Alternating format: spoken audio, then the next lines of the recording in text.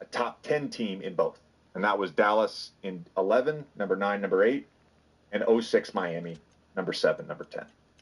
So why do we bring these ratings up? Because they do matter when we're talking about contenders. They do matter. Yeah. But I look at the last point I want to make on this. I think about this. Do you have a lineup that can get stops? Yeah. You brought up the 4-minute thing, like Right. where you got to lock in and get That's a stop. kind of what I was referencing. Yeah. Can you do go you have to a that? lineup? Yeah. And so, I looked at this Milwaukee with their starters in Beasley, 109 defensive rating, not bad for today, 16.3 net rating. They're killing it. Philly's lineup with Batum, Melton, Maxey, Harris, and Embiid, 34 net rating, plus 34. They have a 101 defensive lineup. Spectacular. The Kings starters, 13.3 net rating, 105.8 defense. Boston, who we're going to get into in a little bit, 19.6 net rating with their starting lineup, 100.7 defensive rating. Spectacular. The Bulls have a great lineup with Kobe White, Patrick Williams, and DeSomo, and DeRozan and Williams. Phoenix's lineup also has a great lineup with Durant, Gordon, Nurkic, Booker, Allen, although they've only played 7 games together, so it's a little bit different. And then the Clippers starting lineup. That's the other one that really stood out to me. 16.5 net rating, 105.9 defensive rating. They're 12-3 since they went to that starting lineup with Westbrook off and Terrence Mann in. So, that stuff to me matters. These were all the teams that had a 5-man lineup with 100 or more minutes and a plus 10 or better net rating. The one I didn't include in this is Indy, because it's a Ponzi scheme. They have a lineup with a 17.7 net rating, but their defensive rating Definitely on a it Ponzi. is 116.7. So Definitely I don't believe a in that in the playoffs. Not at all. I think all that data, backs up what we're saying initially, which is you better have a lineup that can compete and affect for stretches, and certainly important stretches, tight games, right? You have to be able to guard. Overall, though, we view, I think, fewer teams now as having a defensive identity. Like that's what differentiates them, because we're so enamored with what these teams are doing offensively and these numbers that are being put up. Like every single night, a slate of games last night, just pull it up. You can see 18 from 130. It's like Phoenix Suns being upgraded to questionable. He might play. He might play Friday. All the time now. So and I felt like before this era of what offense looks like in the NBA, I felt like it was more often you could look at a team and say, that's their identity going into a game. And for the next 48 minutes, you're going to expect to see certain things defensively, and usually at the sacrifice of some things offensively because of the personnel you had on the court. We're specializing in defense. That's not the case anymore, man. These guys now that are some of your top defenders, they're also capable of getting you 15 to 20, at least, right? And you can't leave them to that extent. So I just feel like the tone and tenor that these teams take and the way we break them down when we're watching them, fewer teams have that.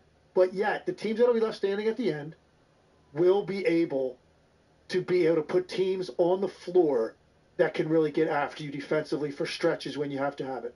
I left out one 5-man lineup that has a positive of 10 or more, and that's Denver's starting lineup. And shockingly, they have a defensive rating of 112.3, which isn't great. But again, they're scoring nearly 125 points per 100 possessions. I'm not sure it matters. Right. I'm not sure it matters with that lineup.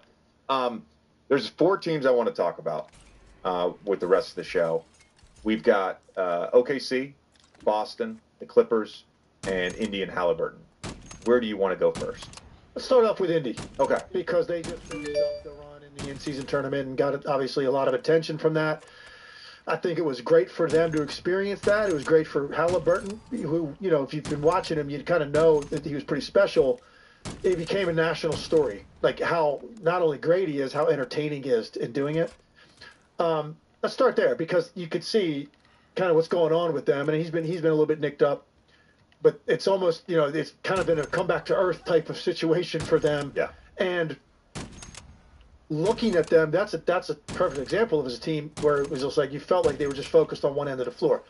Although they had a really good win against Boston, where I felt like they actually had a strategy of staying home chest to chest with the 3-point shooters, Tatum and Brown. Have as many isolations as you want, beat us to the rim if you want, shoot mid ranges, whatever you want to do. They had 62 points combined in that game, and they just really eliminated clean looks for the rest of those guys. It was like definitely a strategy.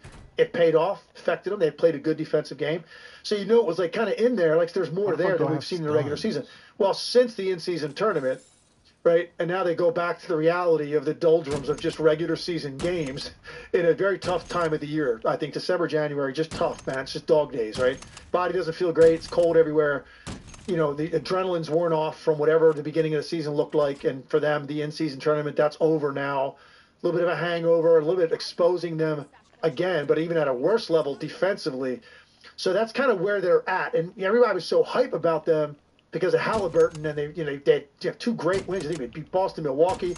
You know, if they knock off the Lakers and they win those 3 games in a row, like 3 teams we think could win it all at the end of the year.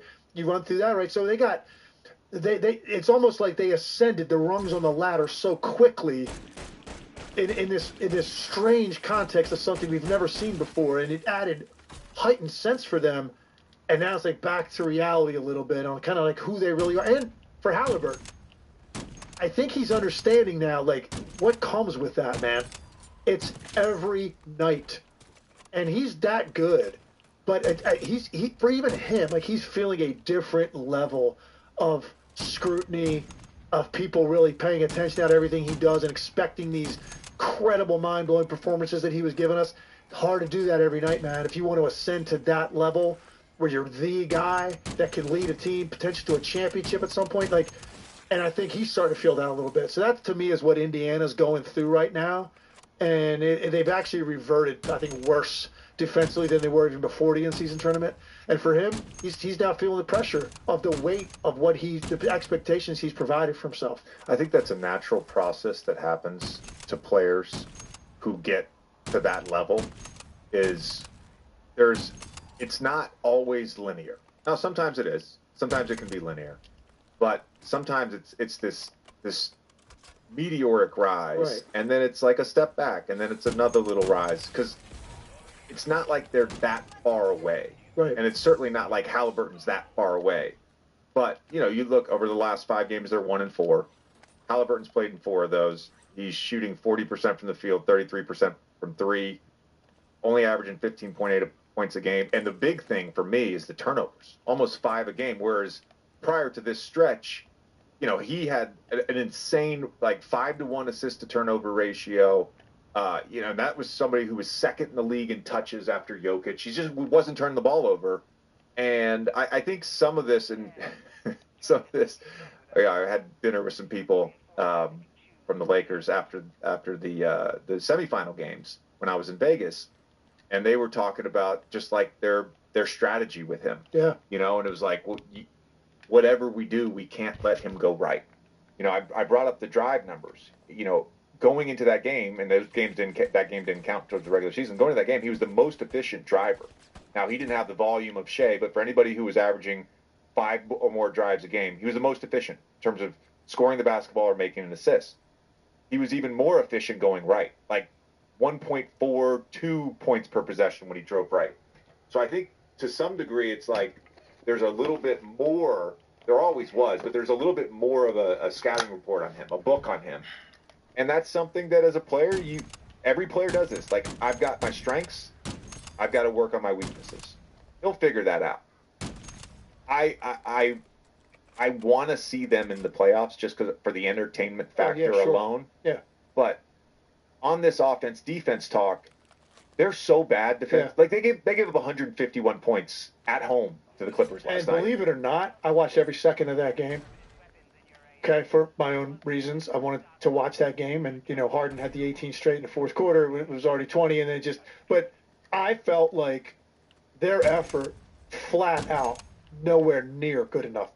Their mentality in that game was very much a casual, preseason, practice-y type of feel to what they were doing defensively. Just no no sense of like trying to impede what you're trying to do at all. It was everything was reacting to what the Clippers did. Nothing was proactively trying to dictate to you what I'm going to let you do. It was all reacting to what you were doing. And they got a lot of guys on that team that could score. Right, and Zubac even hurt him. Like, so you add all that up, and you're going to get a 150-point night, and that's exactly what it looked like. And on the other end, Halliburton didn't look super comfortable. He didn't get going. He did his first field goal, I think, until the third quarter. But the effort just wasn't anywhere close to good enough. And I felt like they made strides in the in-season tournament because there was like a weight attached to it. That was not the case against the Clippers the other night. So it's almost, and you saw the expression of Rick Carlisle's face and how frustrated he was. And he said changes are going to be made because I got to put lineups out there that compete harder. He basically said that after the game. So let's see what happens with them going forward. On the Clippers, 12-3 in their last 15. Really one of the hottest teams in basketball. Harden, let's start with him. Harden, I think, has figured it out a little bit. What's hot now? Spectrum One Stream. Get internet for $49.99 a month, plus advanced Wi-Fi and your first line of unlimited mobile free for 12 months. Plus add Spectrum TV and get a free Zumo Stream box for 12 months. Visit Spectrum.com or stop by a Spectrum store today. You don't get a fire in your belly with a boring breakfast. You gotta light that sucker up with the good stuff. Kodiak stuff. Whole grains and a whole lot of protein. About how do I impact this team? And he made the system comments, and we discussed those at length on the previous podcast came on. But I think what I've seen is him figuring out this team. And to me, he hasn't been or tried to be James Harden in Houston or James Harden in Brooklyn or James Harden in Philly. He has his touch time is down, possessions time of possession is down. He's really, and he's shooting 44% from three. Some of those on catch and shoots, which we've been asking for years for him to shoot catch and shoot threes. I think he's like actually fit in and complemented Paul George and Kawhi perfectly. Kawhi's playing as well as anyone in the NBA right now. And so much of my preseason thoughts around this team, even before Harden, and again, Harden got off to a rough start and the Clippers got up to a rough start. We brought up the sample size thing. Yeah. We were willing to wait this out. Yeah. We've seen how good this team can be now. I think part of me going into the season was like, it's the Clippers. These guys are going to be hurt. They're going to waltz. They won't, prioritize the regular season. Well, Kawhi's played in every game now. Yeah. And I think it's time to start thinking about the Clippers as a legitimate championship contender, if not a tier 1 championship contender. There's no question. But and again, and this is funny because you get into these little things on social media with people with your analysis sometimes, right? It's like Harden has these legion of people that are just like, they jump on every word you say that might be negative. And so really all I've said from the beginning about the Clippers, I've never said like Harden can't play anymore. Harden's, he's past the horizon of his career, no impact whatsoever. All I kept saying was, and I think it just gets verified every single night I'm watching this team play, you either bought into the Clippers as a legitimate threat in the West, or you didn't based on Kawhi Leonard. Paul George certainly significant. Harden adding that is significant firepower, particularly in the regular season if those guys want to get some rest and you could still win games if you have an elite offensive player. But James Harden for me wasn't like moving the needle. That's not like criticizing James Harden. That's really actually what I'm saying is that's how much I believe in a healthy Kawhi Leonard being a guy that changes the dynamic in the Western Conference. If he can stay on the floor. Bro, if he stays on the floor. For most of the regular season, get an occasional night off. Hasn't really had him at all this year, which is crazy. And most importantly, be ready on like April 15th for a 2-month run if that's what it takes. Playing like this, yeah, it's great that they added James Harden. It just gives them more reason to believe that this team could potentially get to the finals. It just adds to what they have. But the reason is Kawhi Leonard and the way that he looks right now. He's getting better and better and better. And he's making everybody kind of believe more that, like, man, he's got another one of these years in him. like he had the year that he won the championship Oh. in Toronto, like he had when he was in San Antonio. Like he's got another one of those, and he's got this much help. And that's why now the Clippers, you're like you can ignore them at your own peril because of who it is and the history of some of these guys. Go ahead. What they're doing right now is serving notice. They're legitimately in the mix, particularly if Kawhi Leonard stays healthy. It's a fair point, and a point I agree with. You know, we've seen this. He's one of the 6 active players that have been the best player on a championship team. He's one of the 6 guys.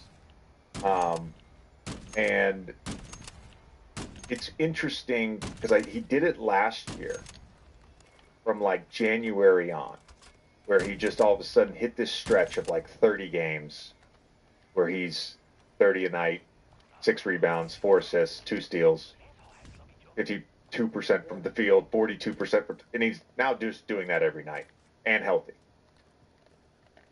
Going back to Harden though, you saying he doesn't move the needle. I think the clash that we all expected and that maybe we saw early in terms of the ball. Yeah. With those 3 guys. Those fucking cards. Hey there. Nice to meet you, little guy.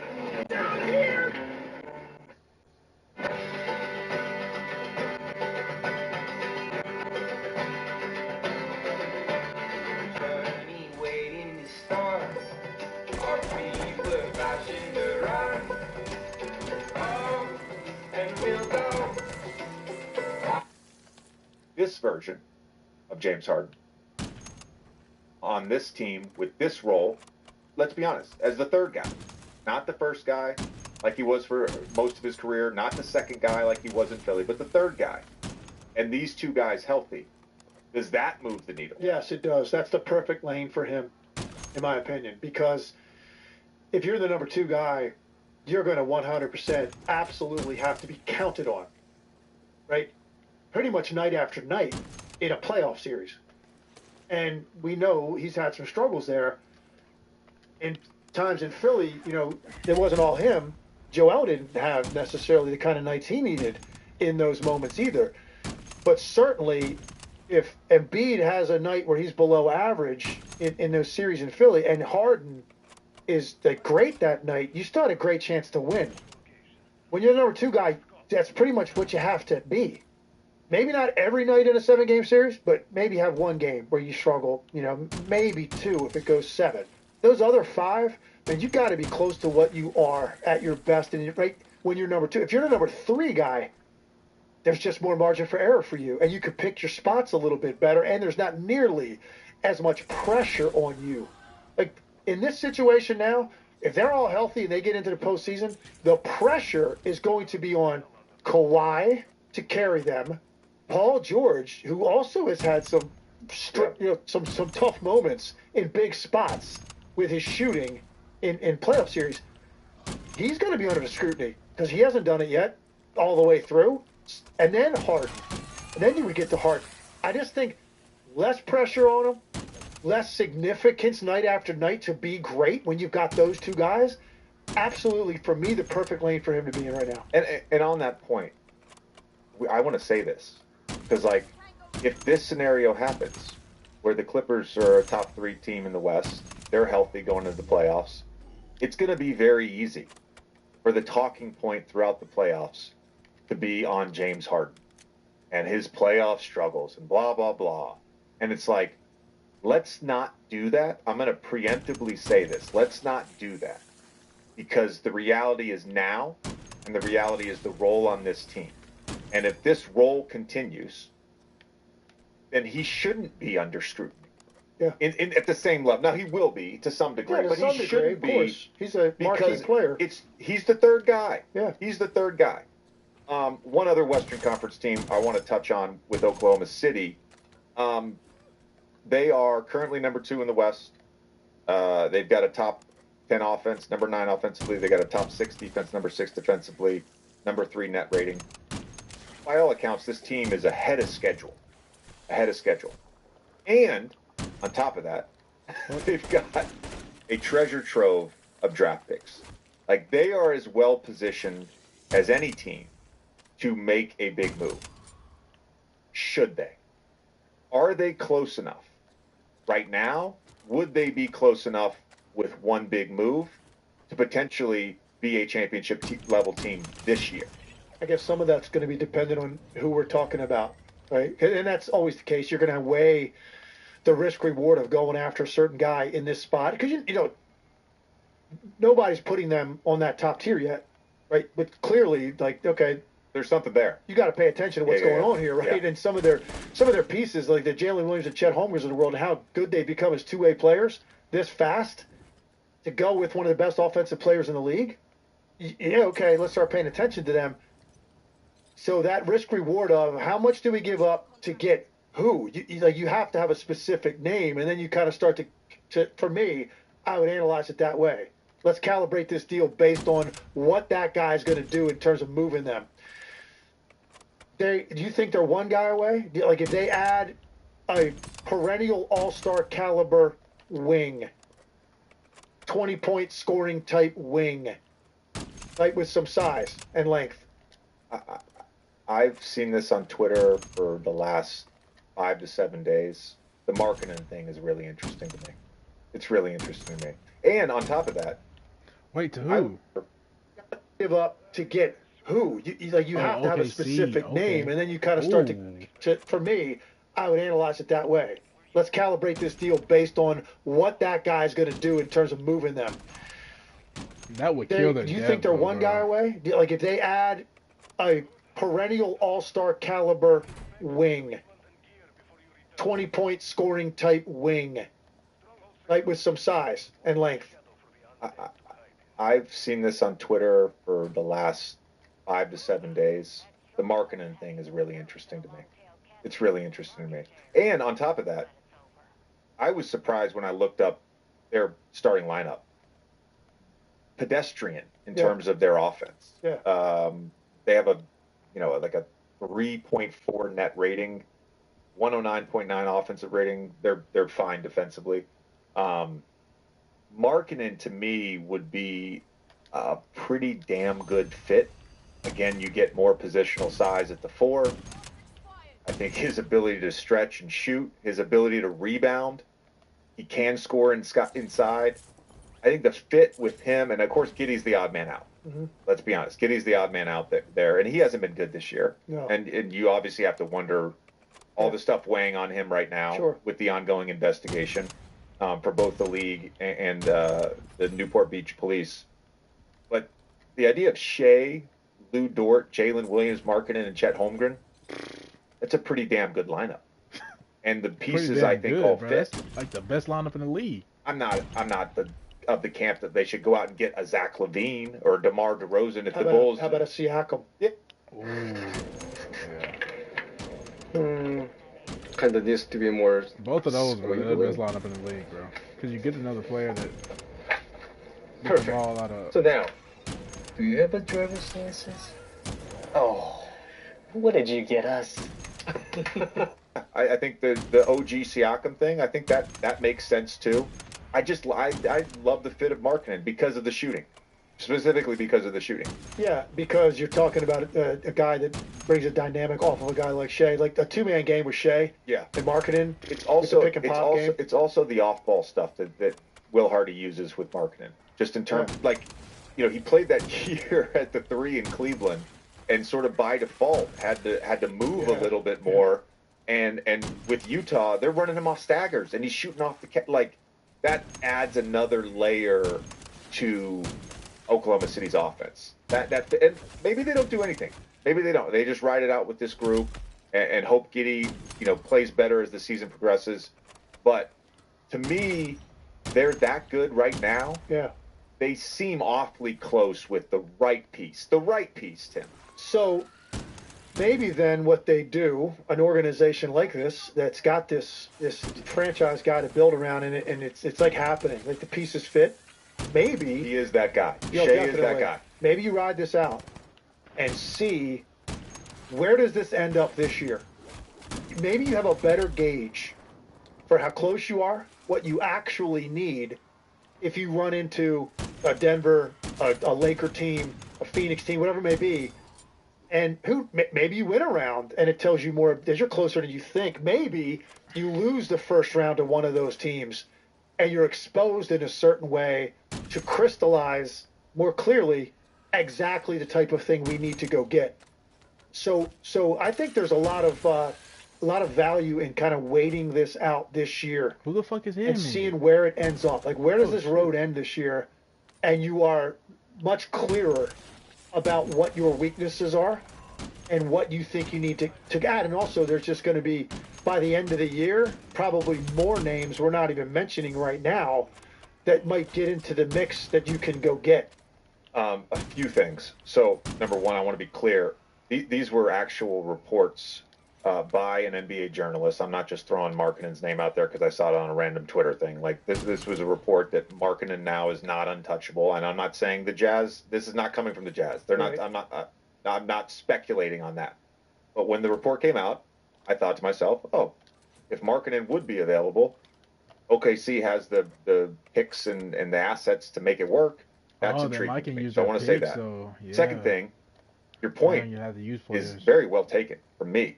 You know, we did a DraftKings Islands in the League episode last year on in-season trades that led to a championship in the history of the NBA. There's a handful of them. Right. A handful of them. So Oklahoma City is as well positioned as any franchise. They just got their new arena deal approved. They've got one of the youngest teams in the NBA. A couple of them on team-controlled rookie-scale contracts. They just got to make the right moves. They don't need to rush. Shea, their best player, still kind of just entering his prime. Yeah. They don't need to rush. So that point is very well taken, for sure. Last team I want to touch on is the Boston Celtics. Because the expectation, I think, was that they were going to be really good. Then they trade for Drew a week before the season. And guess what? They're really good. Yeah. I think that when they have their starting lineup together, they're 14-1. They played 15 games together. I think they're 14-1. Again, I brought up the net rating, 120 offensive rating, 100 defensive rating. This group has been awesome. Is it fair to say in your assessment across the league, because I think there's a lot of things we talk about. I think it's like a statement maybe we need to make.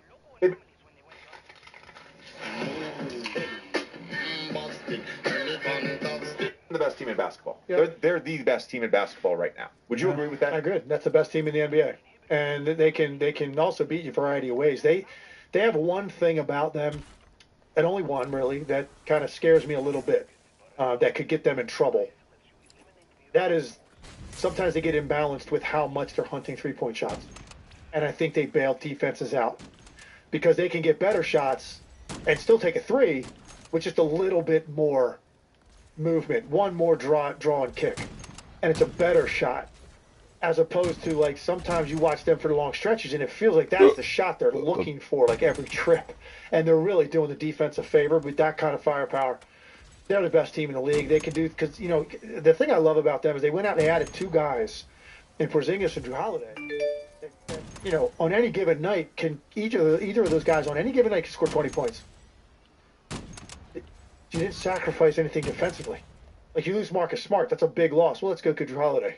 It's pretty good replication of what Marcus Smart does, and a better offensive player. Exact replication. And to some degree, I think Derek White has been elevated because of that. Definitely. And Porzingis is a guy that his entire career, he's been right there in the top 10 in rim protection and altering and lingering, and you can see his effect of how guys rethink stuff on drives when he's back there. And I've said it this before, too. I also think the differentiation between where he is spacing-wise as opposed to Horford or Robert Williams is significant. He's not towing it up at 24 feet like Al Horford does. Robert Williams is obviously a lob guy, rim run guy. Porzingis is popping out to 28 feet, 29 feet. That matters when you are trying to contain the ball on a Tatum or Brown action, and now you got to get back to that, or you got to rotate to Porzingis on the swing pass from the weak side. Like, that extra step, and he's 7'3". Like, you're not really bothering that or affecting that. It's a whole nother weapon to their spacing that I didn't even realize was that significant until I started watching him play and where he was setting up. Oh yeah, he's really good. Look how far away he is from the basket. Like, how are you supposed to get out there? So, yes, to sum it up succinctly, that's the best team in the NBA right now. Yeah. How is that not a headshot? Love what they can be defensively. Love what they are defensively. I do. I love 10, when they're healthy. Bro. I love what they are Literally defensively. Like 10. One of the positives for me that Joe talked about was wanting to post more. And I think some of the issues at times in the playoffs was the half-court offense. Oh, yeah. And I think KP has given them, specifically Jaylen Brown, given them someone to play the game with. Which, as good as Rob Williams was, he's not that guy. Horford at this stage of his career, he's not that guy. So now all of a sudden you have a big that you can play two-man game with. And in the event of a switch, whether it is a switch with Tatum, whether it is a switch with Brown, whether it is a switch with Porzingis, now all of a sudden you have a mismatch. And the emphasis to post more. And unfortunately, we only have tracking data to 2016 on post-ups. But I found this fascinating. In 2016, there were 5 teams that posted up 10% or more of their possessions. 17 was 3 teams, 18 was 1 team, and 19 was 3 teams, 20 and 21 were 1 team. In the last 3 seasons, there's 0 teams that have posted up. And this is with Jokic and Embiid. Right. There's 0 teams in the league that post up on more than 10% of their possessions. It's incredible. Right now, the Celtics are second in the NBA in points per possession on post-ups. So it's almost, look, you don't want to kill it in the regular season, but they're 1.14 points per possession on post-ups. Tim, in the half court, that is elite offense. So that part of their game, that part of their growth, specifically from those 3 guys, as we get further along in the season and as we get to the playoffs and you start having these really tough matchups where you have to score in the half court, that to me is a great data point for their potential success in the playoffs. That's a great one. And they also, by the way, have, I think you mentioned them, I think Derek White is the single biggest X factor in the Eastern Conference. Because there are nights he's that good. He plays like an all-star in big spots, too. Like, he just, and... Let's hold on. Yeah. Hold on. Yeah. Say it again. Say it again. Please say it again. To the camera. Derek White. Derek White. Derek White, the biggest X factor, plays in Eastern like Conference.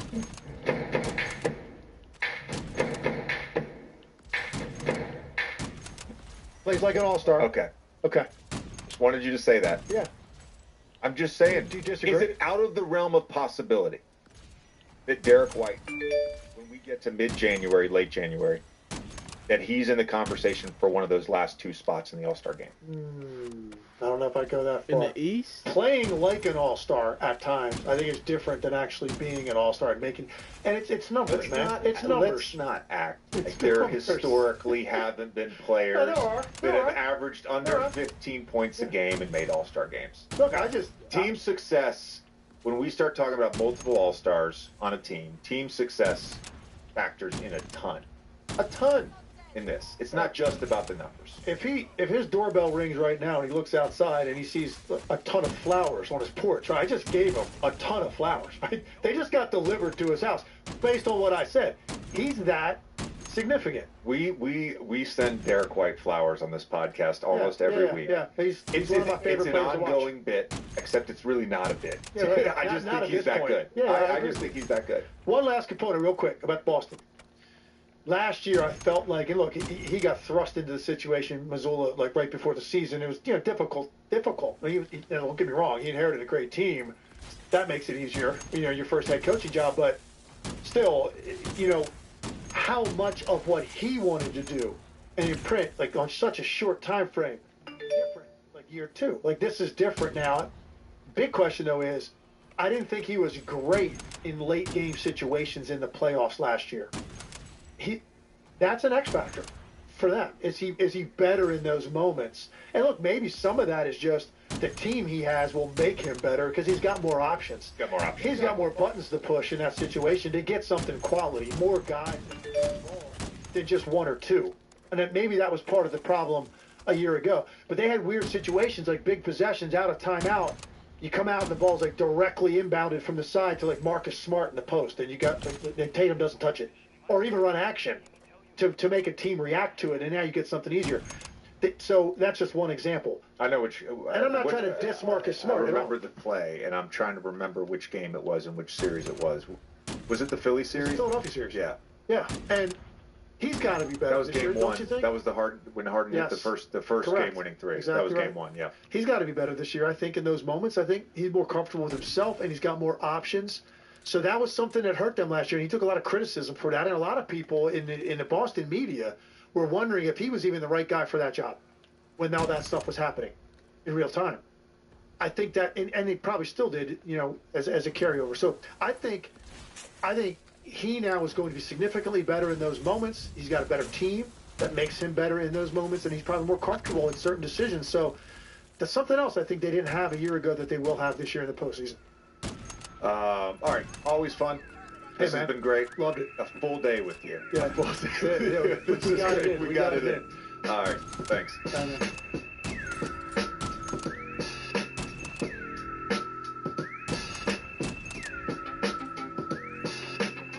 Who's the toughest dude in the league to guard right now, in your opinion? You gotta be. Damn. Hit that bit with a motherfucking sock, huh? Hit that bit with a motherfucking rock, huh? I ain't gonna bitches, I got top, huh? Get it top shit, I like these bitches hot, huh? I don't like these bitches, it ain't fucking on my top, huh? You know what I mean? And she, that, huh? You really, that, huh? I don't like that,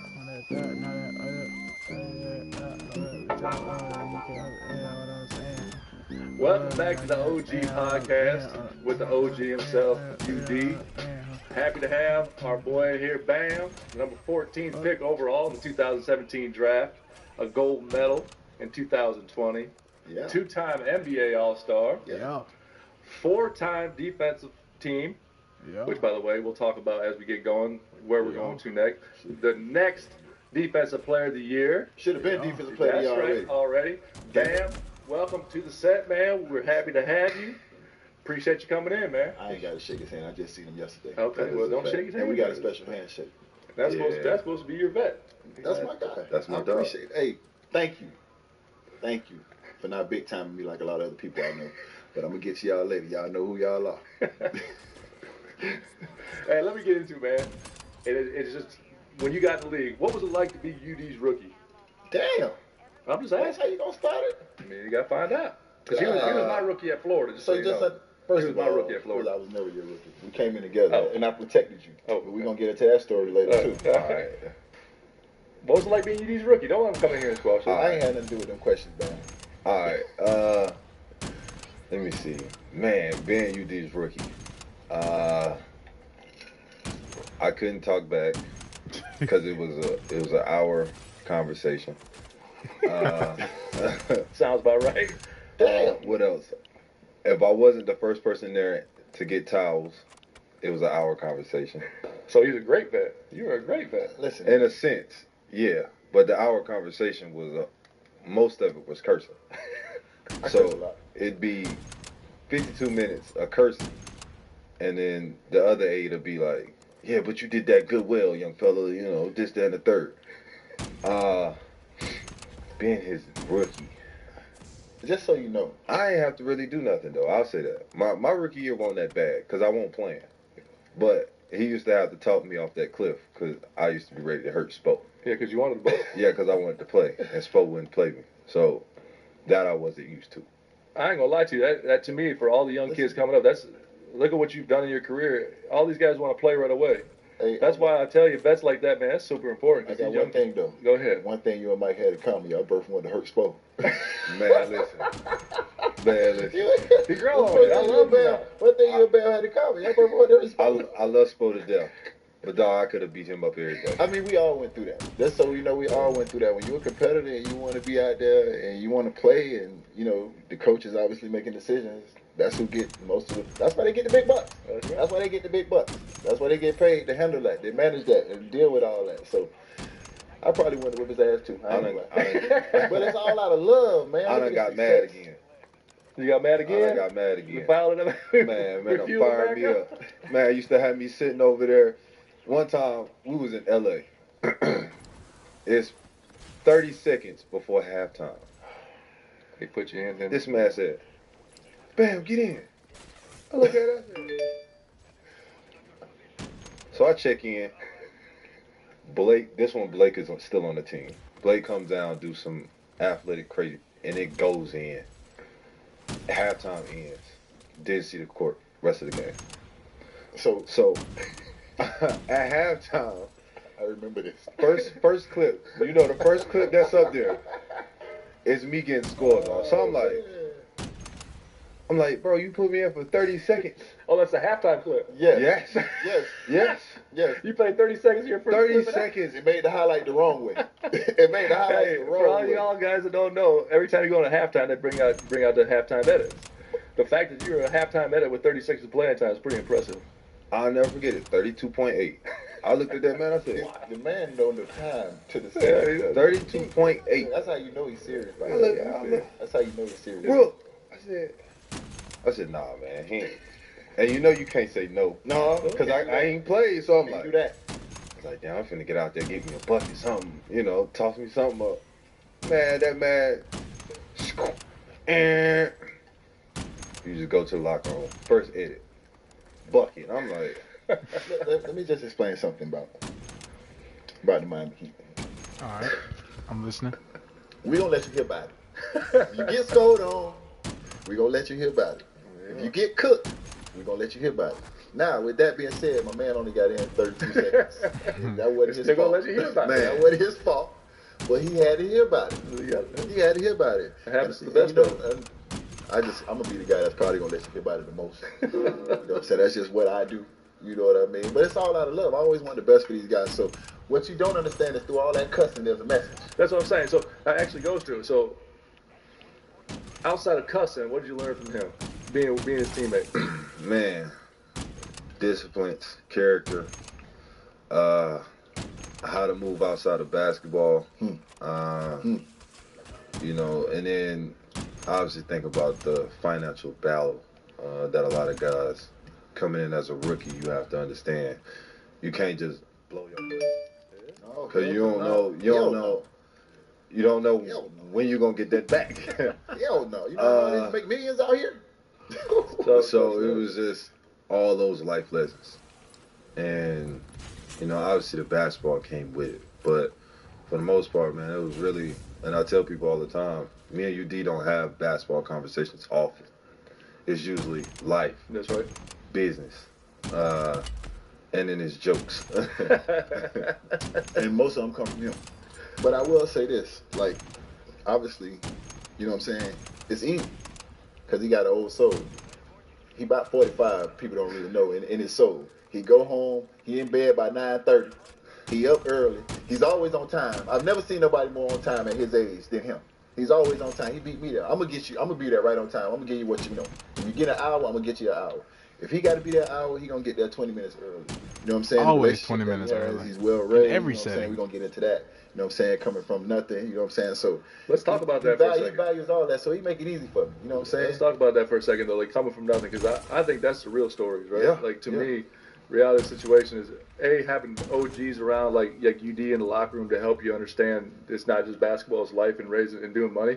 Because a lot of us that come through it, obviously, and everyone comes up differently, is you come from nothing. How do you manage it once you have it? And your story to me is dope, right? Like in the truck. I stayed in the projects. Damn, boy. What I'm saying, stayed in the truck. I don't know if I could have managed in the truck. And I've seen that story. So like, talk to me about. You stayed in the mansion in South Dakota, so you can relate to all this. Listen, man, this ain't about me. Okay, cool. All right. See, I think that story's dope though, for real. Like coming from that, and then going to Kentucky and doing what you did, and then now having where you're at. Like, talk to us about like that kind of that journey and what it was like for you. Man, my mom was the definition of like my OG queen. Shout out, mom. Shout out, mom. So, for real. I always talk about, I'm a visual learner, and visually growing up, my mom was the first person to teach me how to be disciplined, how to be on time. So like going through all these situations in life, my mom has taught me Prior proper planning prevents piss poor performance. Damn. Wow. Okay, preach now. Damn. Write that down. Yeah, you ain't lying. Why you ain't never told me that Yeah, I before? had to teach You get on myself here and that. You said you never said that. As long as I know you. That Can sucks. you say that again? No. Prior You see how you proper planning prevents piss poor performance. Moms would have taught me that, Poor bro. performance promotes pain. I'll be up 100 M's by now. I love that. That's Okay. So never drop that on me. It's all cool, though. It's all cool. at a young age, They have it for a reason. my mom never Ain't drove. no rush to greatness. My mom used to walk to work. So real. What's she driving now? I bet she ain't walking no more. My mom still don't drive. She got a driver, kid. Yeah, my mom Killer, got a she got a driver. driver. Okay, my bad. I see her at the gym every morning. Oh, I love that driver wait for her. She got a driver. Yeah, so she walked to work. So obviously when you walk to work, you gotta plan 4, 5, 6 things ahead. My mom used to wake up at 5:30. She'll wake me up at 6:15. She'll cook me breakfast. By that time, I'll take a shower, do what I gotta do, I eat breakfast. By the time I get done eating breakfast, my mom's out the door by 6:45. And I'm sitting, cause public school. Yeah. I gotta walk to the corner because my bus didn't drive and pick me up. So I gotta walk to the end of the street. By that time, 7 o'clock, I'm at the front of the street and I'm waiting for the bus. I get out of school at like 3:15, get home at like 3:30. My mom don't get off till 7. So it's like, I had to figure out how to eat. So what you were doing for them couple hours with mama went home? First of all, my mom had that one rule. Don't let nobody in my house. If anybody knock on the door, don't open the door. Don't answer that door. And don't break nothing in the house. Now, obviously, don't break nothing in the house meant I'm by myself, so I'm going to break some shit. So whatever that may be, I might break something depending on what it is. But she just taught me so many life lessons off of just her being my visual person. Like, I seen it every single day. Like, she was never late. She was always on time. She had to go through the ups and downs of, obviously, with the minority. So she had to go through that battle of, getting her hours cut. How she gonna make ends meet. Like, me and my mom both lived off of $12,000 a year. Cheers, mama. Fact. Mom's a real one. Cheers, mama. Mom's a real one. Like dear mama from Mom's a Tupac real right one. now. Fact. So just having that person that was, disciplined, had character, held me to a standard, but also gave me the love that I needed and the support that I needed. She was my OG growing up. So now it's routine at this point. Like, I calculate my days. My pops could I have gotta learned be it. at the gym at 9:30. I'm leaving my house from at her. 8:15, 8:30. Like, it's to the T now. Man, early for everything. And she taught me work ethic. Like, my mom never stopped hustling. Like, anything she could get. Like, anything to put food on the table, clothes on my back. Like, extra hours. Her hours get cut. She'll do extra stuff. Like, I used to go to the store and dribble my basketball up the street. Go to the store, put my basketball in the corner where the carts are. And I used to bag groceries for free. I love it. Like, for free. Like, just, my mom will call me and be like, look, it's a busy day. I need your help. Come bag these groceries. This is indentured servant stuff now that I think about it. I was out here doing bagging groceries for nothing. So it's easy to say life was way different when you got NIL at Kentucky when NIL wasn't even legal, right? Man. Yo. I wish I could have got a taste of NIL. Listen, man. Hey, man, Hey, we ain't got to talk about that. You got the NIL before NIL was legal. We ain't got to get into that because I'm sure he got some stories to tell too. I was with Who's that? Hoover did. I'm talking about you. But yeah. So how you choose Kentucky then? My assistant coach, Kenny Payne. Talk to me. KP, dog. Love Shout him out to death. KP. Shout out my man KP, dog. But, like, he was honest with me. That's the only thing I asked for. I said, honesty, and we gonna work. It was two things in college. And he told me the real. Him and Kyle. He not guarantee you playing time. Damn. That don't happen no more, Coach. No. Yeah, that don't happen no more. We're not guarantee you playing time. You gotta work for it. And then, honestly, if you do what you got to do in 8 months, you gone. See you later. So that's all I need to hear. So I've heard this before. So basically, it is like a situation when you come to Kentucky where they're not expecting you to be there 4 years. They're not expecting you to be there long. Yep. You know what I'm saying? They understand that, obviously what you're capable of, and they want to get you to that point and move on. It's not really a situation where you plan on being there 3 or 4 years. When I went through it, it was frowned upon if you was a sophomore, junior, senior at Kentucky. It was frowned upon. Yeah, this was 4 years. They would have been fucking. They out of there. We'd have frowned on him, huh? Yeah. We would have looked at you and been like, "Hey man, why you still here? What you been doing? All this paper in this world, you ain't gonna get that." I wasn't getting that bag like y'all was earlier before the NIL deals. I ain't getting that before the NIL. I don't know what that means. Go ahead, finish.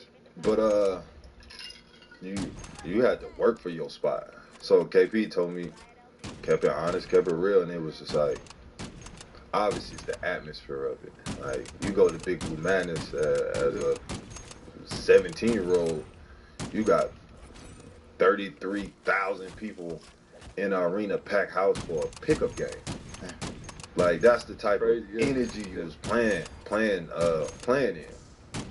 I was like, oh, I'm cool with that. And then also, Fox went. Yeah, Malik Monk went. Yeah, loaded. And it was like, got a whip for sure. We grew up together, in a sense. We grew up playing against each other, seeing each other in tournaments, camps. So it was kind of like a no-brainer because we was all recruiting each other. This bustling holiday season, you might be looking for nutritious, flavorful meals. How the hell they get a sponsor? They just started this Carolina pod. Diamonds? Yes. Yeah. What about your AAU? That's code OGFactor50 at factormeal.com/OGFactor50 to get 50% off. Oh, motherfucker, you better stop all that shit and something. Carolina Diamonds? Yes. Yeah. Come on, man. Stop it. That was like Kentucky number 2. Who's on it? Who wasn't on it? Me, Seven Woods, Quay Parker, Dennis Smith Jr., Todd Gray. I mean, we got 2 dudes in the league now, but at that time, like when we was 12, you would have thought our whole starting 5 was going to the lottery. Yeah, Seven Woods was a shit back there. That's what everyone was talking about. Man, that's when he came out that 8th grade mixtape. Yeah, for sure. So I got a kid, Jaden Quaintance, who actually signed with my agency that's going to Kentucky. So KP's gone, right? Mm-hmm. He's doing bigger and better things now. What can he expect as a young kid coming into that? Man, getting cursed out, though. I'm telling you, yes, man. And it's one of those things where, but God wants the best for you, though. He does it because he get you prepped for what you're going through now. 100%. That's gonna be good for him. Getting cursed out like that really turns you into a man. Yeah. Because it makes your skin thick. Like some kids get cursed out now. They put their head down. They go into a shell. So it's safe to say, like, you go to Kentucky, because if you go to Kentucky, you got super talent. Like, they ain't recruiting anybody that's not McDonald's All-American, really, top 40. They ain't recruiting no hams. You know, so they ain't recruiting no hams. So basically what you're saying is, like, the ones that don't make it at Kentucky, in your opinion, are guys that just can't take that hard coaching or just the discipline of it, or what is it? What do you think? Because honestly, that's what you always ask when you go to schools like that. Like, why did he make it? Because that dude was a monster in high school. Fill in the blank. It might be you can't handle the coaching. You might can't handle the environment. Yeah.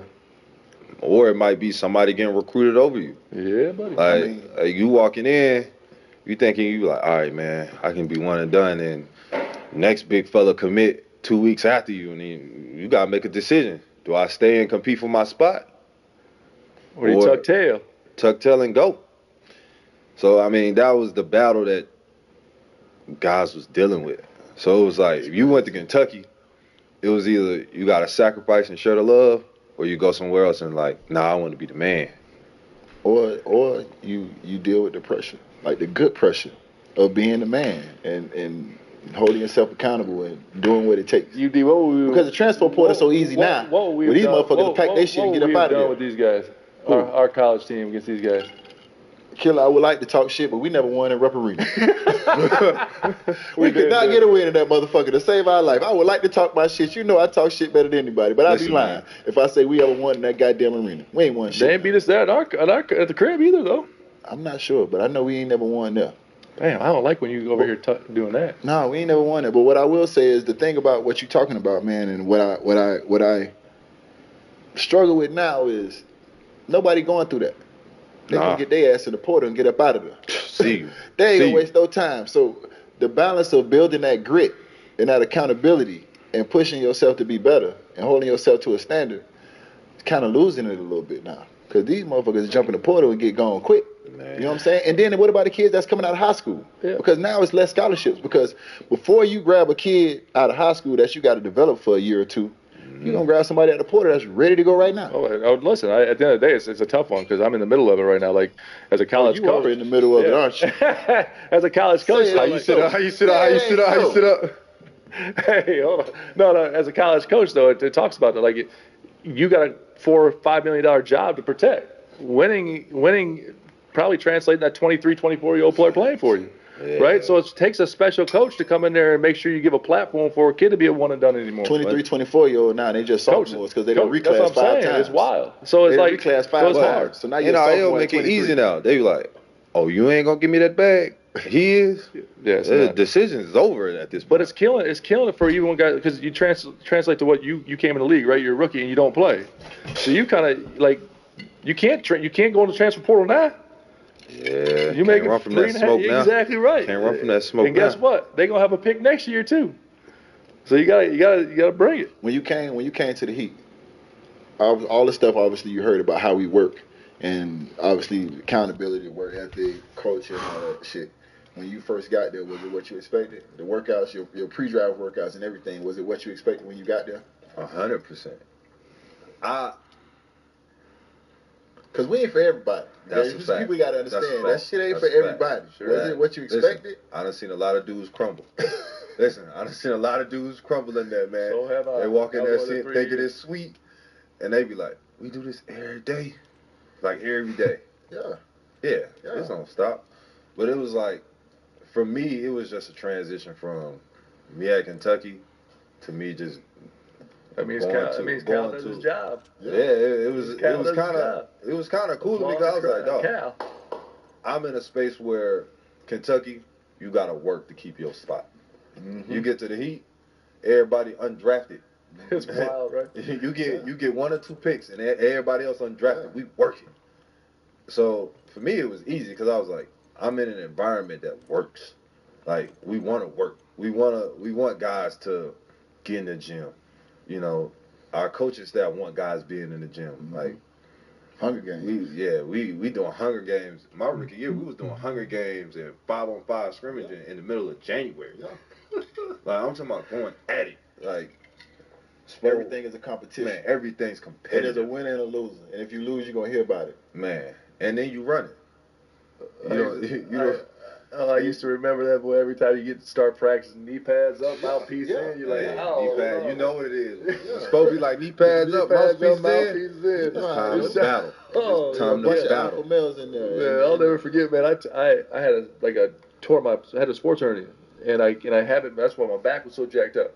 And the first time I come back, they put me on a bike. You know what I mean? You gotta get on that bike. Mm-hmm. I'm riding that bike. I said, man, I'd rather go out there and practice and tear everything I got than ride that bike. You'd rather practice. I told him, I told Coach Riles, I said, Riles, man, listen, I'm not doing that again. No. Yeah. Put me out there, let me fall. Maybe Miss Potato Head. Put me back together again. What Pat used to call it? Playpen? Sandbox? Playpen. Hey, but about that shit over there. But it builds that toughness, though, we're talking about. Because it's like even when you guys go to, like, the bubble and you're the 8th seed, right? And you got to make an NBA final. Like, that's the type of toughness it builds, though. Right, so talk about that bubble. I wasn't involved. They thought we was crazy. Man, they thought I was crazy. Talk about the bubble. That was the hardest championship to win, in my opinion. Just because you in there literally 15 deep, plus coaches, staff, whatever you need, like training staff. Other than that, it's you, your thoughts in one room, boxed in. Like, and correct me if I'm wrong, yours was the 8th seed, right? We was the 8th seed last year. What was it? Fifth or 6th? Yeah, fifth. Because we had to play. Oh yeah, 8th seed was last year. 4 or 5 matchups. Yeah, y'all had some epic runs. Yeah. But like, dog, being in that bubble, it was literally you, your thoughts, and your teammates. That's it. I ain't talking to nobody. Listen, I ain't talking to nobody from the other team. It felt like you was It felt like you was gang affiliated when you was in the bubble. Yeah, I chose myself. Lakers got on purple and gold. We got on black. The Bucks got on their green. Like, and nobody was walking by themselves. Like alpha males. Like, I'm talking about. You go to breakfast. We sitting in the back corner. The Lakers gonna sit on that side. It wasn't like nobody like trying to really like, oh man, we gonna kick it, and we won't even. So I'm his protege. So like, at this point, that's my best friend in the bubble. Yes, sir. Man, we like this. It was like we walking, we ain't speaking to nobody. I'm talking about. It was like we was walking around like mad at everybody. That's a perfect segue because you're the one that gave him his rocker chair. Exactly. When his old ass sat in the rocker chair, I knew it was over. Right? We're gonna play the video because I'm gonna be honest with you, it's one of my favorite videos to see his old ass get in that rocker chair. And that was like his passing of the torch to you because now you're a team captain in Miami, which is a big deal. He is the captain. Look, you are the captain, but look at your old ass. Wait a minute, dog. Play. You said the motherfucker that, but he's older than me though. This is crazy shit. Look at This man older than me. He gets a rocker chair for all right, let me ask you this. Okay, if you gonna show this. No. Let's just watch this for a second. Okay, show what happened. Let's just watch this for a second. And then my wife was in on it. Boy, goddamn, boy, my kids in on it. Damn, boy, what they? Hey, you get some retirement, give him a rocker chair. Boy, that's how Mercedes do me. Hey, by the way, while we're watching this, first of all, this is custom built, by the way. I just want you to know that rocking chair was custom. So you put some time and effort in this deal. Man, it took me like 3 months to get that rocking chair. Hey, I mean, did we get a thank you? I had the nah. We didn't get no thank you. He got, fuck you, Bam. Sound about right. Hey, listen, but hold up. It's only right that if they show my rocket chair clip, they show your bad back. No. They show your bad back clip. It's not about me right now. No, they gotta show your bad back. There's the passing of the torch. Look. The passing of the chair. You're right, and then I went out and got 24 on that ass. Yes, you did. I did that. And congratulations, UD in order because they're about to retire your jersey too. That's big time, dog, for real. Look at that, man. They got the ring. Dang, you did a good job with that chair. Man, it got its custom. Chair. Where's that now? It's a nice chair. Still in the arena. The motherfucker left it. Yeah. Listen, first of all, killer, I ain't ready. Oh, you ain't ready? Yeah, I ain't ready, and you can't make me be ready. Okay. One day, but not today. Not today. Man, that's hard on money, man. Not today. Man, I wanted it on wheels. By the way, elite job. Has the rings on there? I'm trying to tell him, man. Look. Man, the man made $167 trillion, and the man bought me a $2,500 rocking chair. First of all, what the hell you talking about, man?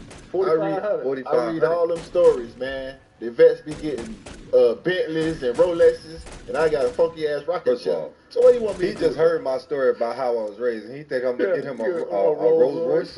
You better take this $4,500 rocket chair. Man, shoot your ass out of here. Man, listen, the man gonna double up. He gonna sign another 100 ball. This is what I'm saying. The man gonna sign another 100. 200. By that time, you gonna have to buy me a fucking spaceship. He the one to blame. He the one to talk to you about financial literacy and help you with your finances. See, you should blame yourself. Would you stop it, killer? Would you stop it? I learned financial literacy from you at Florida. Hey, get me started. Don't you get me Don't started. fall on this track. I learned financial literacy from you a long time ago. What? Now, if you gonna show that, it's only right if they show Mike with the badass back. You can show the one shoe. I didn't have a bad back then. That's fine. That wasn't the bad back? Nope. Damn. Nope. Nah. Show the one with the bad back. Bro. In that clip, though, and this is Spo speaking, not me, so you can have Spo up here when he said, man, I'm going to show him that play. I said, so, what happened to Mike, with the one shoe, all that? He said, man, Mike was done, man. He said he was broken. So he said he was broken. He said he was broken. He said he was broken. But that's all right, though. I was broken. Bow. But that shit wasn't broken. Look at the trap back. At all. Look at the trap back. Show it. Ow.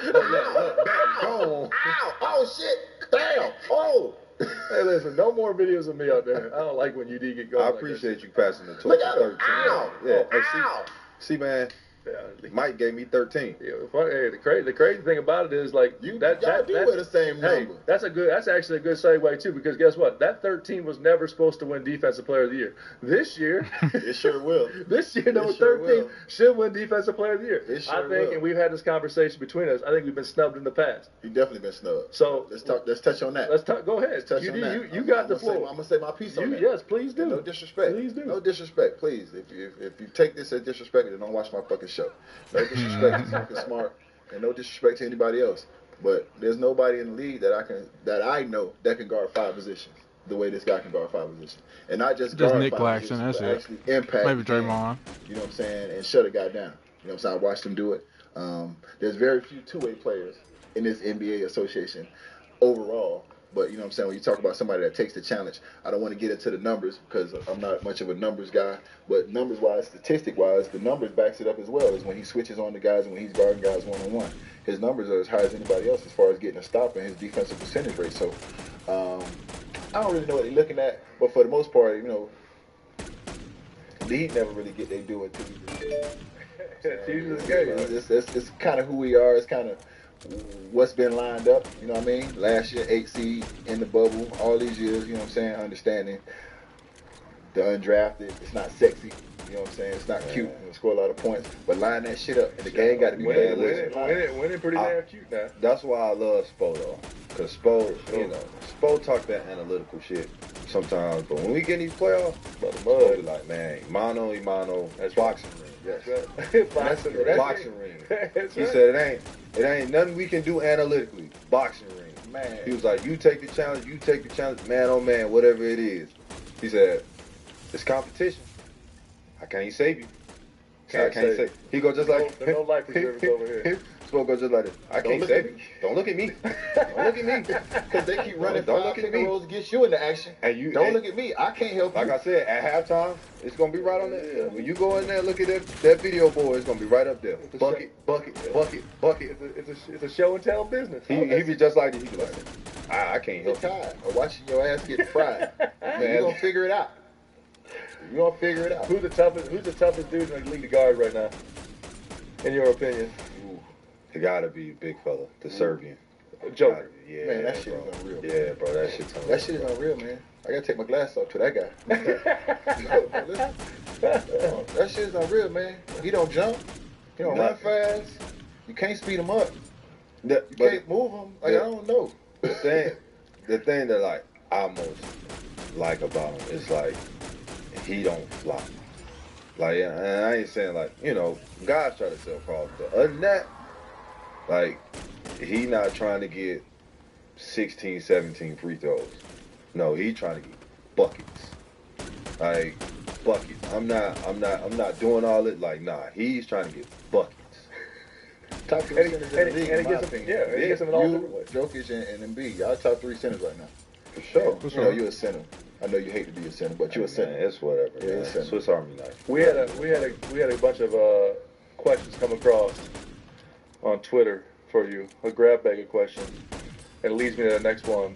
That's not the one I'm going to ask right now because we just asked who the hardest person to guard is. Would you rather guard a 7'5" center or a 6'2" guard?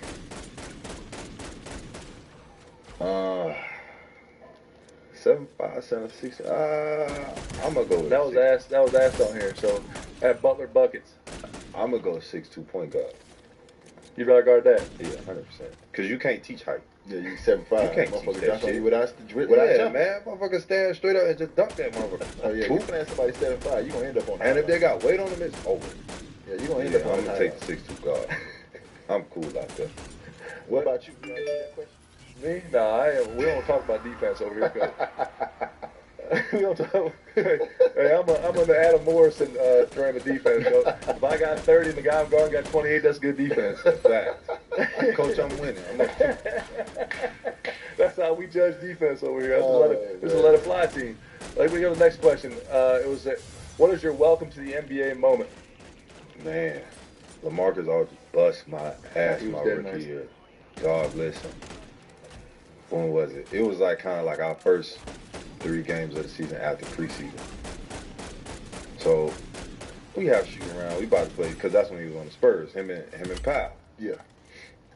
We about to play the Spurs, and I think H won't playing. So in my mind, I'm thinking I'm not gonna fucking play. That's right. You play Whiteside. Preseason, I didn't play. I got maybe 4 minutes in preseason total. Crazy. Out of 5 games.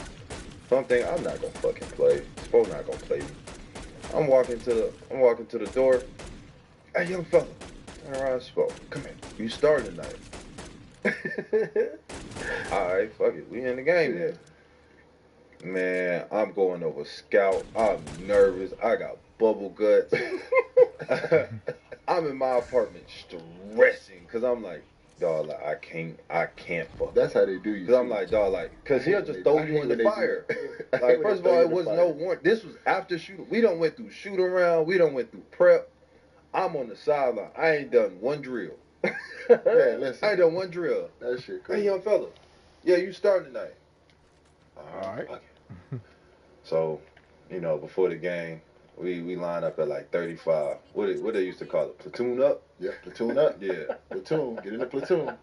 Man, we platoon up. We start going through, obviously, his tendencies, this, that, and the third. I get in the game before I know it. Back. I look up, he got 6. Get fried. Man, listen. They don't go for up fakes. First thing I do, he up faked that motherfucker. I jumped through the roof and one bucket.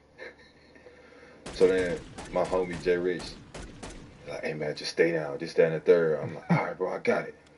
Man, he lighted my, and you know, LA got 2 moves. Yeah, turnaround jumper. Turnaround jumper, or he's sweeping to the middle. Man, listen, I ain't never felt so babied in my life. Yeah. Dog, it was just like, he was just like, it was kind of like, he was like, young fella, come in, man. It's going to be a rough night. I'm going to just talk you through all these buckets today. I look up, man, that man ended with 41 and 10. Yeah. I went out. Yeah. I had 1 bucket the whole game. It was a lot.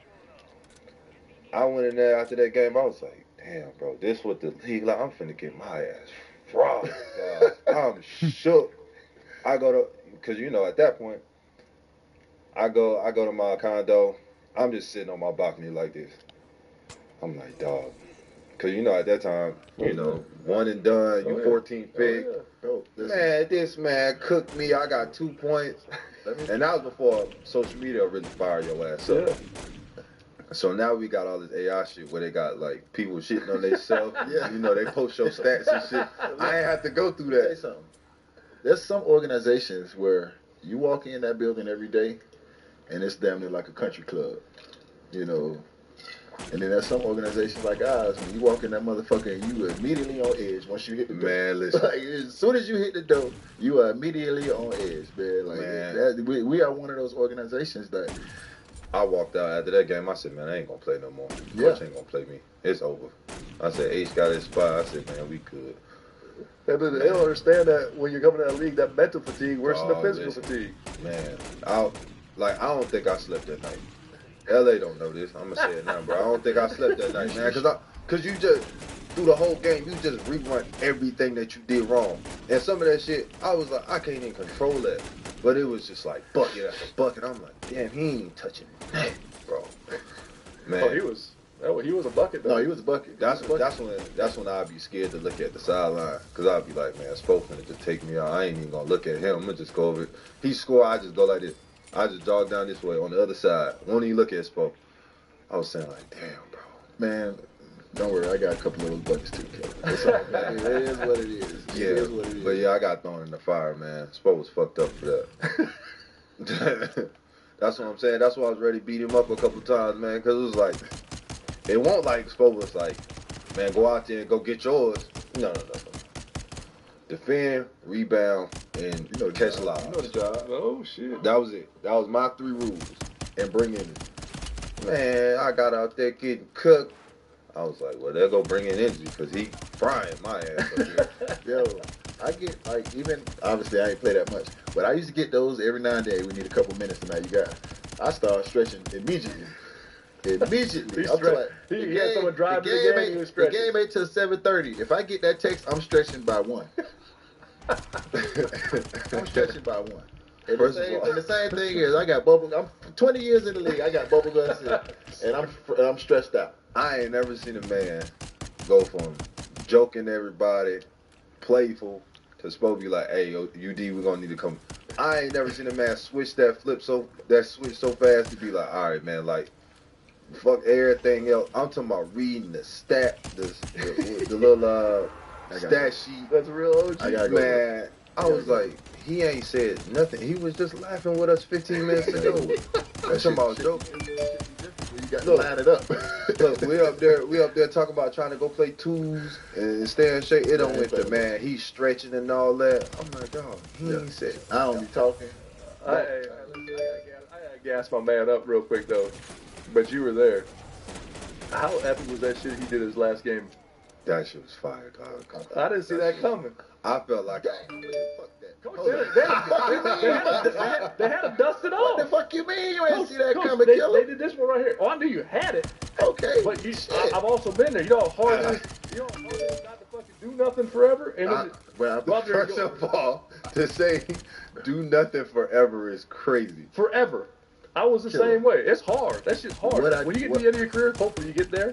Man, 20 years. When you get to that point, and they say, dog, you gon' obviously. I was hurting afterwards. Oh, I'm sure. For sure. After the game, I was hurt for about 2 weeks. I was hurt for about 2 weeks after the game.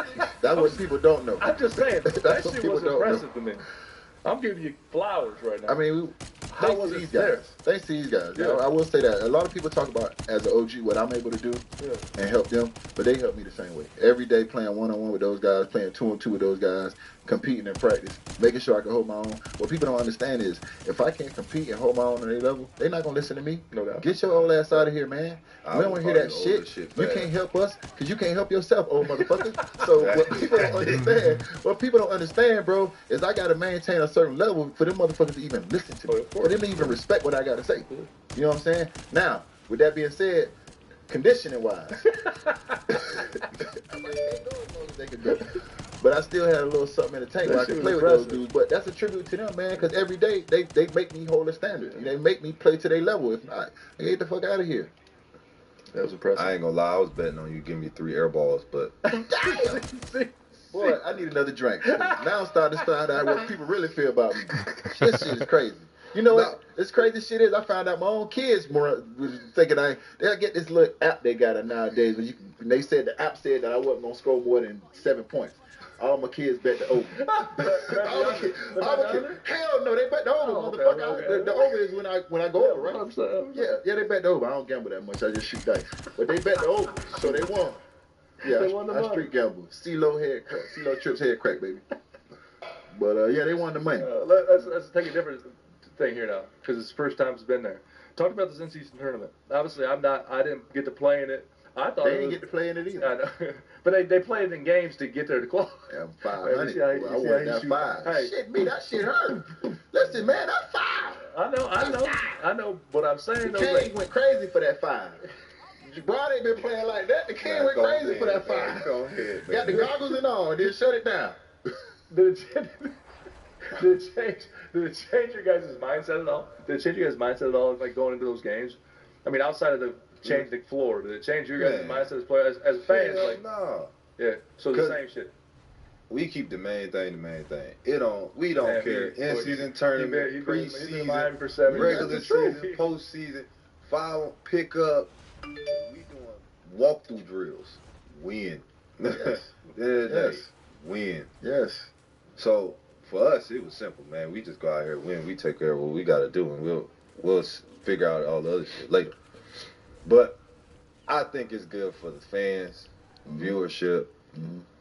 I think it take a little of the respect out of the game because somebody up 23 with 30 seconds left and you trying to score. That's how you cause fights. No doubt. For sure. Well, old school definitely been fighting. Yeah, old schools would have been fighting. Yeah. That's how you cause scuffles now. Yeah, for sure. Definitely would have been scuffling back in my day for sure. Yeah. For sure. But it's just, other than that, I think it was cool for the fans. I feel like it, and it's hard for, I guess, certain guys to be more competitive in November, but to me, I'm like, dog, it's basketball at the end of the day. I want Indiana. That's what I love to do. I want Indiana. So like when I go into this zone, it's you versus me at the end of the day. It don't matter, in-season tournament, whatever it is. Like, we could be playing Chinese checker. I'm trying to win. Yes, sir. I don't care what we doing. I'm trying to win. So it ain't make no difference for me. The paper paper was nice. Paper was nice. Listen, paper was nice. Competition, I'm buying in every time. I was looking for it. I would have liked, outside of the Heat, I would like to see Indiana take that paper home, though. They could have used that little change. They got about 10 people on their team, make make what, $3 million together combined or something like that. Minimum. Minimum. They got a lot of That guys man on that team that Halliburton can over use there that bumping money. right now. Boy, that boy man. can go. I'm telling you. That boy can go. Like we were talking about it earlier before we got on set, like who your MVP early candidates are. And it's like he's got to be in that conversation. Shout out to Indiana for taking the ball for the rook that got one bucket last night. I'm all right with that, man. Shout out to Indiana for taking the ball for the rook that got one bucket and ran off with it. And then went inside JJ because Giannis ran in y'all locker room. I like that. I know what time it was. Man, what time it was. Y'all shout for that. One thing about it, two things for sure. JJ don't play no games. Man, JJ kicked you in your teeth. Man, listen, you remember that? Hey, we had that. Remember that time we was upstairs playing pickup? And I ain't gonna say no name, but somebody on our team called JJ a bitch. JJ said, him up in the locker room. Hey, listen, this real him talk. up in the locker room. This JJ say, hey, you gotta see me after practice. Everybody say, oh shit. Everybody say, oh shit. You know that's the big like, man, stall him out, Debo. No, man, hold on, man. Man, stall him out, man. Hey, JJ was already, his mind was made up. He said, no, fuck that. Not here. Hey, listen, let me tell you something. Someone tells you they gotta see me after man, listen. Hey, listen, let me tell you something. Listen. JJ's the only person to call me 13. He was the first person to start calling me like 13. Because he told me, he said, man, until you pass the conditioning test, you don't get your name. So at that point, I was like, man, he different.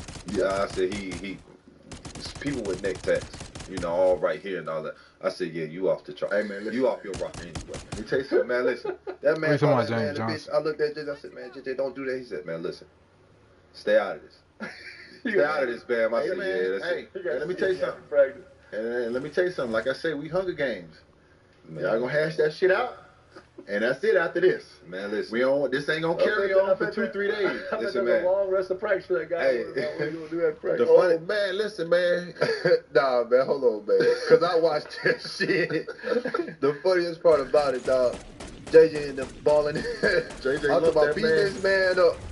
Like, he ain't got no kids, no JJ family. locked that man up quick. Man, listen. Towels flying. You know our equipment manager, Rob. Shout out Rob, man. Shout out Rob. Man, Rob get in there. Hey, man, get away from my towels. you messing up my towels. And I'm just looking at this man balling this man up, and I'm like, man, bro. Listen. JJ got done. He said, you all right? And then walked out. This man crying, sniffling. They hugged it out. They hugged it out. He whooped his ass and hugged him and left. That's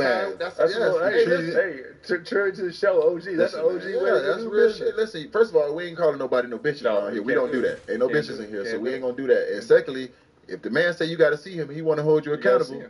Listen, I can't help you because if he don't get you today, he gonna get you tomorrow. So I might as well just let y'all get this out. Got it out the way, we moved on. You know what I'm saying? But JJ real. I was sitting, you know how you peek around the corner, man. I was sitting there, I was like, damn, he whooping his ass. He lumped that boy up good. Where was it? In the locker room? In the locker room, Jack. Well, not the locker room. The other locker room where the shower was at. Oh. Yeah, so it ain't no popping in there. Yeah. So he hitting the ground. He ain't getting up. Boom! I'm like, oh, hey, shit. Man, listen, that shit they say about JJ, that shit real. No, man, listen. That shit real. He locked that man up quick. Real. So this how I knew I wasn't gonna fuck with that man. So one day, we in practice, and somebody, you know, you get a wedgie, like this. So the ball gets stuck in the side of the rim. This man said, hey, 13, watch this. He dropped it. I remember that shit. Man, this man did some sumo kick shit. The man kicked the ball. Kicked it out the rim. And landed on his 2 feet. I said, nah, man, I'm cool. That's Kung Fu Theater on Sunday. Shit, when I used to grow up and watch that shit on TV. I said, man, you ain't nobody doing that shit. You about 225, 6'8", doing that? Yeah. I said, yeah, man, I'm cool, man. Yeah, you gotta go get that thing for JJ. You got it. I'm gonna go leave you. Yeah, I ain't that boy ass. Man. You get mad enough. I'm cool. He breaking all this shit. He snapping necks. Motherfucker doing, I'm talking about Bruce Lee moves and shit like that. But once again, we ain't for everybody. You might have went somewhere else and called somebody a bitch and got away with it. You can't do that here. Man, you can't do that here. Man, you got to see that man. You got to see that man. That's how we work out here. Say consequences, repercussions. Yeah, man. We don't conform to the ways of the world. Listen, the ways of the world, people got Twitter fingers and say all kind of shit and ain't no consequences. That shit if you want to. Events, piss poor performance. Piss poor performance promotes pain. Pain. Man, listen. Pain. Man, I'm telling you, man, I went around that corner, man. I was boom, boom, boom, boom. I go around that car. I said, damn, he whooping his ass, dog. Man, I'm sitting there. A real question though. What was the bounce back for the dude that got his ass whooped the next day in practice? He showed up like he. It was all love. He left that shit right there. It's over with. Well, he probably didn't leave that shit right there. He probably was making a plan on how he was gonna get his ass back. Do what? Get his ass whooped again? Hey, that ain't none of my business. No, I think he did the best thing he could. Was left that shit alone. Man, listen, I don't know, man. You whoop my ass like that. Towel, I'm talking about towels flying, you shoes going everywhere. I'm talking about he just whooping it. That shit was like in the Tasmanian Devil. You in the Tasmanian Devil? Man, listen. He spent that motherfucker around the locker room real fast, about 15 good minutes. Listen, man, that's when I knew. I was like, yeah, that's gonna be my teammate for life. He ain't gonna never be on my bad side. Man. Remember he was finna get at old buddy in Toronto. Oh yeah, he ain't want none. Was it Big Yumbo? No, Surge. Man, listen. Surge thought about that. Did JJ swing? He might have tried to catch him real quick. Nah, JJ swung and was finna hit his ass with that left, and I forgot who grabbed it. Somebody grabbed him like this, and I was like, boy, listen. Yeah. JJ, that left with a left, because it was one of those, you know how when you see him, like, sometimes JJ be like, he be playing around, like, acting like he be sparring, but, you know, we don't be fucking with that shit. Because I be like, JJ, go ahead, man, because you accidentally hit me. We gotta hit somebody for real. Because you be playing too much. Man, listen, when that man got live, it went for, and that left went, I was like, oh my. I'm sitting on the bench like, oh shit. And after that, you know, JJ short circuit, so he can't let stuff go. Yeah. Hey man, I'm working on myself. This, that, and the third. I'm gonna beat his ass. And you know, you gotta walk past. You know when motherfuckers start telling you they working on themselves. You know, but you know in Toronto, at halftime, you gotta walk past everybody. Yeah. Right past everybody. You gotta walk past. We have 4 security guards around this man. Everybody on their bench like this. None of that shit. No, they don't want I'm talking everybody just standing there just walking and go past. Man, listen. I was like, cause you know, you get in a little scuffle like that, you know, teammates gonna say something, nah, you ain't gonna forward. Man, ain't nobody say one word to JJ when he walked past. That man went straight past them. I said, yeah, they don't want none of that smoke. I was watching that man leave. I said, power to him. I don't want none of that either. Nah, they don't want none of that. They don't want none of that. They don't want none of that. NBA talent-wise, young talent is amazing right now, in my opinion. Unmatched. I really do. I believe Unmatched. That. Your position, which basically you could defend everybody, but give me, and I'm not putting you on the spot here, but give me your top 5 dudes in your position on the how many more mangoes I need, bro? You think are the deal? Damn. My position? Or just your position, guys. You have to see every day. I mean, I guard everybody, Mike. Yeah, you do. But I'm saying, like, when you start the game, they're gonna say this is who you're checking. Usually the best player. 100%. I'm gonna say Joel Embiid. Yes. Jason Tatum. Mm-hmm. Shit, Jaylen Brown if you get it going for real. Let me see who else left. Donovan Mitchell. Yes. And I'm trying to think top teams in the East.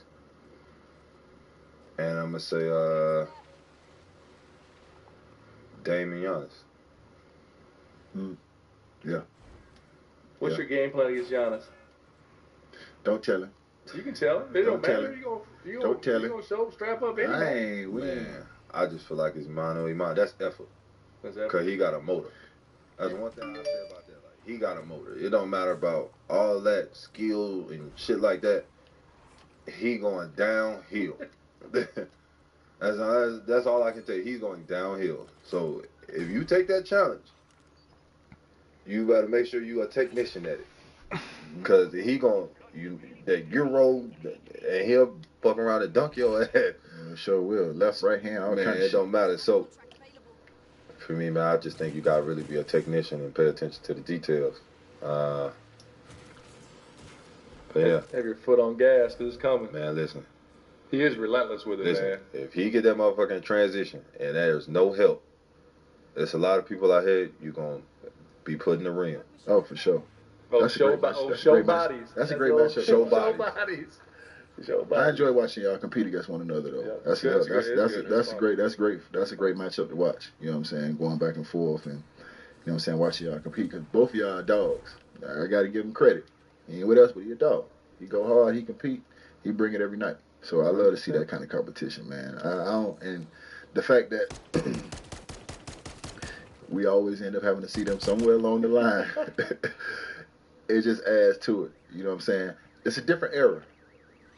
My era, we used to hate the motherfuckers that we used to have to go against and the rivalries and all that shit. To this day, you know what I'm saying? Y'all know how I feel when we got to play the Celtics. I can't stand them motherfuckers. First of all, and I have nothing against. And I have listen. Hold on, man. And the crazy thing about it, can I tell a story about it in the huddle, man? I like Tatum. I like Brown. I would love for you to tell. Can I tell a story about it in the huddle, man? What? I like Tatum. I like Brown.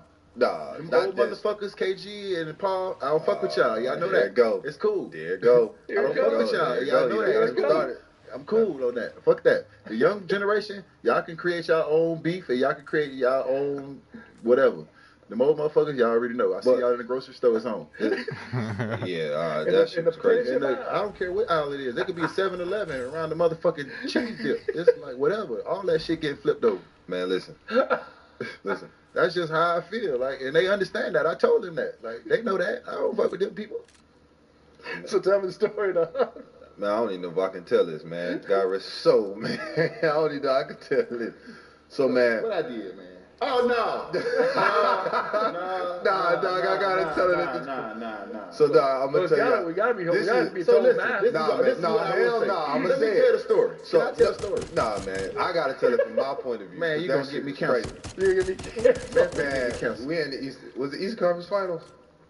Tell the whole story. Man, we could have been in the East Conference Finals. We could have been in the regular season game. It ain't matter. We playing Boston, so you know his feel on that. Yeah. So, dog, we in the huddle, and you know, Cap come in there, he give his pregame speech. So at that time, we was home, and you know they retired like Bill Russell's jersey for everybody in the league. So they got 6 in our Raptors. Man, does everybody this have Bill Russell jersey? Man, hold on, man. This man going off. Oh, fuck them, ooh, ooh. Going off. When you ever see a Miami Heat jersey hanging in the Boston Raptors? This man, when? Hey, he in his pregame speech like, tell me when you gonna see a Miami Heat jersey hanging in the Boston Raptors? Fuck Bill Russell too. I said, bro, this man dead, OG. I had to repent that. Man, I had to. Nah, man. The point I was making. He said, man, don't nobody hang no Raptors bro, up here. How they many wouldn't hang bangers Heat do I jersey Raptors in there if they could. This, that, and the third. Man, fuck Bill Russell too. I was like, dog. He had the crooked finger. I love Bill. There's no disrespect to Bill. I love Bill. He just caught that straight. There's no disrespect. I love Bill and man caught it straight. And he's 6 feet under, man. But will you ever see a Miami Heat jersey hanging in Boston Raptors? Ever in life? I wouldn't give a fuck if he was if a Miami Heat player was on the basketball. Who's that motherfucker on the basketball? What's his name? Jerry West. Jerry West. That motherfucker played for the Heat. He would never hang in the Raptors. He would never. They would never hang Jerry West Miami Heat jersey in the Boston Raptors. Man, that shit. Never in life.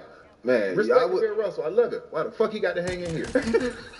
Bro, that man said, fuck Bill Russell. We was all like, it went from like, yeah, man, we finna, you know what I'm saying?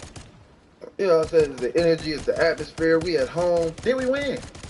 I don't know if we won or not. I just remember we won the series, Jack. Yeah. But you said fuck Bill Russell. That's the only part that I was on. Because I was like, damn, bro, like. I love Bill. Because I was like. It wasn't personal. Because in my mind, I was like, did he play against Bill? Like, what is up with the animosity? What did Bill have to do with this? Listen, he damn near old enough to play against Bill. Bro, here you go. Here you go. Here you go. Here you go. Here you go. Hey, for real though, you got me gassed up. I know you don't know this yet, but we got a segment here called OG's Advice for all young dudes. Every time we run a segment, he got to give OG's advice. And now he got me gassed up on his like pregame speech. I can't wait to hear his OG advice. Hey man, listen, man. I'm gonna tell y'all something, man. If somebody passed away, man, don't get mad enough when you say, man, fuck that man. Man, listen here. Fuck Bill Russell. I was like, hold on, man. It was more about the Celtics in the moment. Yeah, that's right. Had nothing to do with it, man. That's right. So why Bill 6 feet under catching it straight? I apologize and repented for that, man. But at the end of the day, when we gonna ever see a fucking Miami Heat jersey hanging in Boston? You ain't seen that, coach. Ever.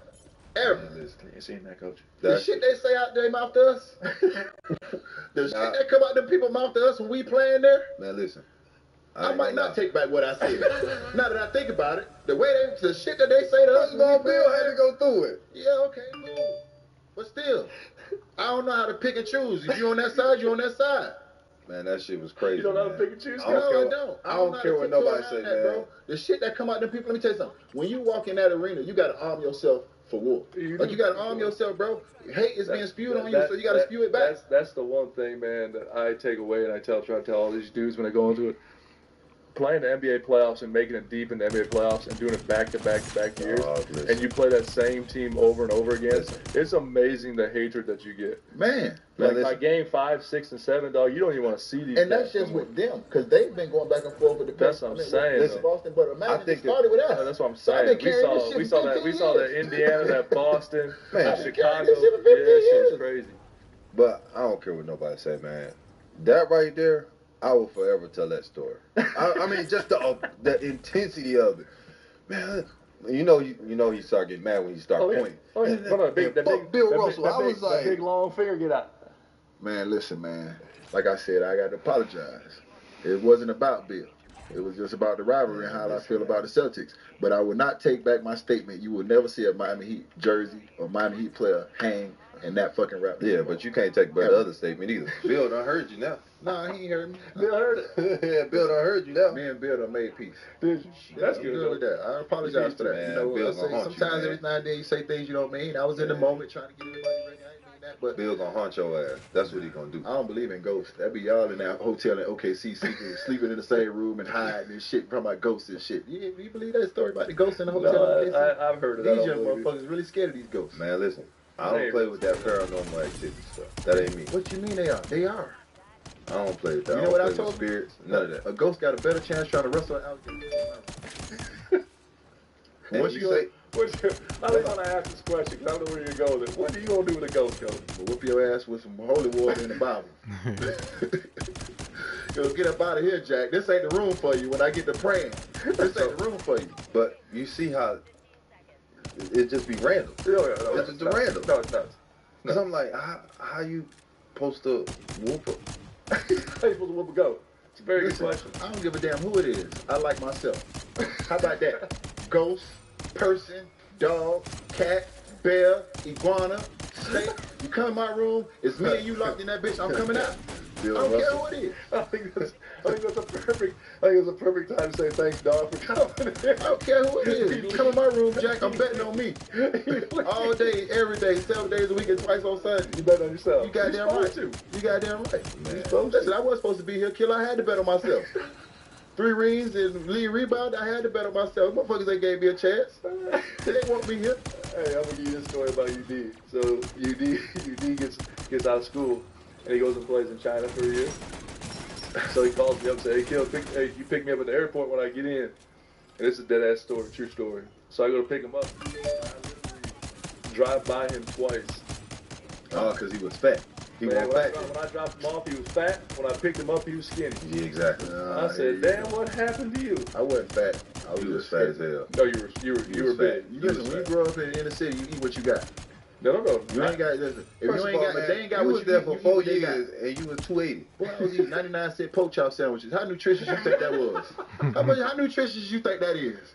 99-cent pork chop sandwiches from Shakers. That shit ain't nutritious. That's just college living. That shit I ain't gonna lie. I ain't know no better. I had to get it how I live. We'll never stop this. I wasn't too fat to watch your back though. There, tell that no, story. You were. Tell that story. I had to tell that story when I was 260 plus, keeping them football players on you because you stole their girlfriend. Tell that. You want to tell that story? Huh? Your wife, you stole your wife from somebody and the man wanted to kill you. Oh, no, He'll man. tell that Come story on, on man. set. Come on, man. I needed to be 275 to keep them linemen off him because they wanted to jump him. All right. You talk about, hold on, man. What? Yeah. It didn't happen. I was out there. He did beat up some people, but it didn't happen. Those are for different times. Mike stole somebody's girlfriend. He wanted to beat up Mike. And I told that motherfucker, I got something for you. You come over here, you gonna limp back, I promise you. You gonna limp back. He ain't never come over. He didn't come over? He didn't come over. Hey, that's a great story. It's the truth, man. It is the truth. It's the truth. It's the truth. I ain't got nothing to lie about. It's the truth. Listen, what you looking at right now is the evolution. 100%. It took a while. 100%. So You weren't always like yeah, this? no, it wasn't. It took a while. So just understand. Man, I got another story about UD. I ain't gonna say no names. This man tried to beat this man up in his towel. Who? I tried to whoop After the game, somebody I was mad. talking crazy. I was mad. Hey, you know, you change whatever. Man, I'm sitting there, and now that I've known, I've always been an innocent bystander to a lot of this shit. I'm sitting there, man, because I didn't play, obviously. I'm sitting there warm up, fresh. I'm debating on, I was like, man, do I even need to shower at this point? Man, somebody get to talking at the mouth. Ooh, what you say? What you say, young motherfucker? Ooh. And I'm like, I'm talking about man finna beat him up in his towel. Now, everybody else is dressed. UD probably the first person to get changed. He running down first person change. Boom, boom. By the time we do the meeting and get done, he in the shower. This man in his towel. Ooh, I'll whoop your ass. This, that, and the third, motherfucker. Ooh. And I'm just standing there like, hey, man. And in this whole time, I'm just registering like, is this how the league is? Like, we whooping motherfuckers in towels? This how the heat is. I'm like, dog, we beating motherfuckers up in towels. I seen a man kick a ball out the side of the rim. Dude got balled up. Like, it was a lot of shit that was going on in my rookie year that, like, I really had to translate. Like, I had to look at the good out of it. No, everything, like, something ain't working. And in my mind, I was like, I think I already killed like him. Like, what did you say over there to get this man to ready to whoop you in his towel? I just wanted the best for the young. What did he say? I just wanted the best for the young folks. That's what you wanted to do, the best for him? At that time, you wanted the best for him? I just wanted the best for the young. What did he say? Sometimes I gotta crack you, whip you in the shape. You know what I'm saying? Sometimes I gotta whip you in the shape. So you know, it's one of those things where it was a game before where, you know what I'm saying, this particular player didn't play well, so I had a conversation with him about, you know, the way that he should be playing, the way he's capable of playing to his level. You know what I'm saying? So the next game he played well, which I was happy for him. I was excited. But I could just hear him sitting in the locker talking to another guy, and he's saying, yeah, motherfuckers acting like I ain't really about this life. I ain't really trying to get this shit out the mud like everybody else is. So I said, well, motherfucker, who you talking about? Man, you talking about me? Man, you talking about me? But nigga, I whoop your ass. The crazy part about it, Mike, like, it's like get nothing out the mud, and you can get it right now. I'm on the other. I'm over here. So is somebody? Is him? Dude he talking to? And it's UD. Now clearly I ain't thought this through because I got my towel on. I ain't thought it through. But a zombie just fucking knocked me out the plane, bro. Man, I ain't thought it through. You know what I'm saying? What's wrong? I ain't thought it through. I ain't thought it through. All I heard that motherfucker say, they act like, who the fuck is they? Talking about me? Lost my shit, man. They got it.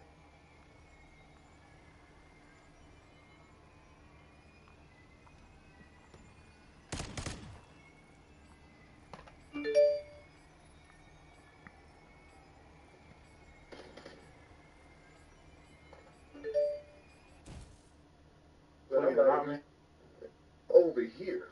So is somebody? Is him? Dude he talking to? And so is not the mud. You can get it right now. I'm on. But nigga, I whoop your ass. The crazy part about it, Mike, like, get that out the mud. You can get it right now. I'm on the other. I'm over here. So is somebody? Is him? Dude he talking to? And it's UD. Now clearly I ain't thought this through because I got my towel on. I ain't thought it through. Man, I'm just fucking knocked me out the plane, bro. Man, I ain't thought it through. You know what I'm saying? I ain't thought it through. I ain't thought it through. All I heard that motherfucker say, they act like, who the fuck is they? Talking about me? Lost my shit, man. There you got it.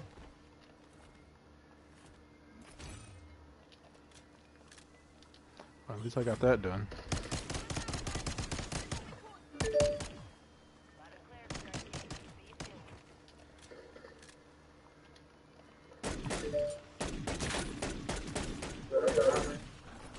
Over here.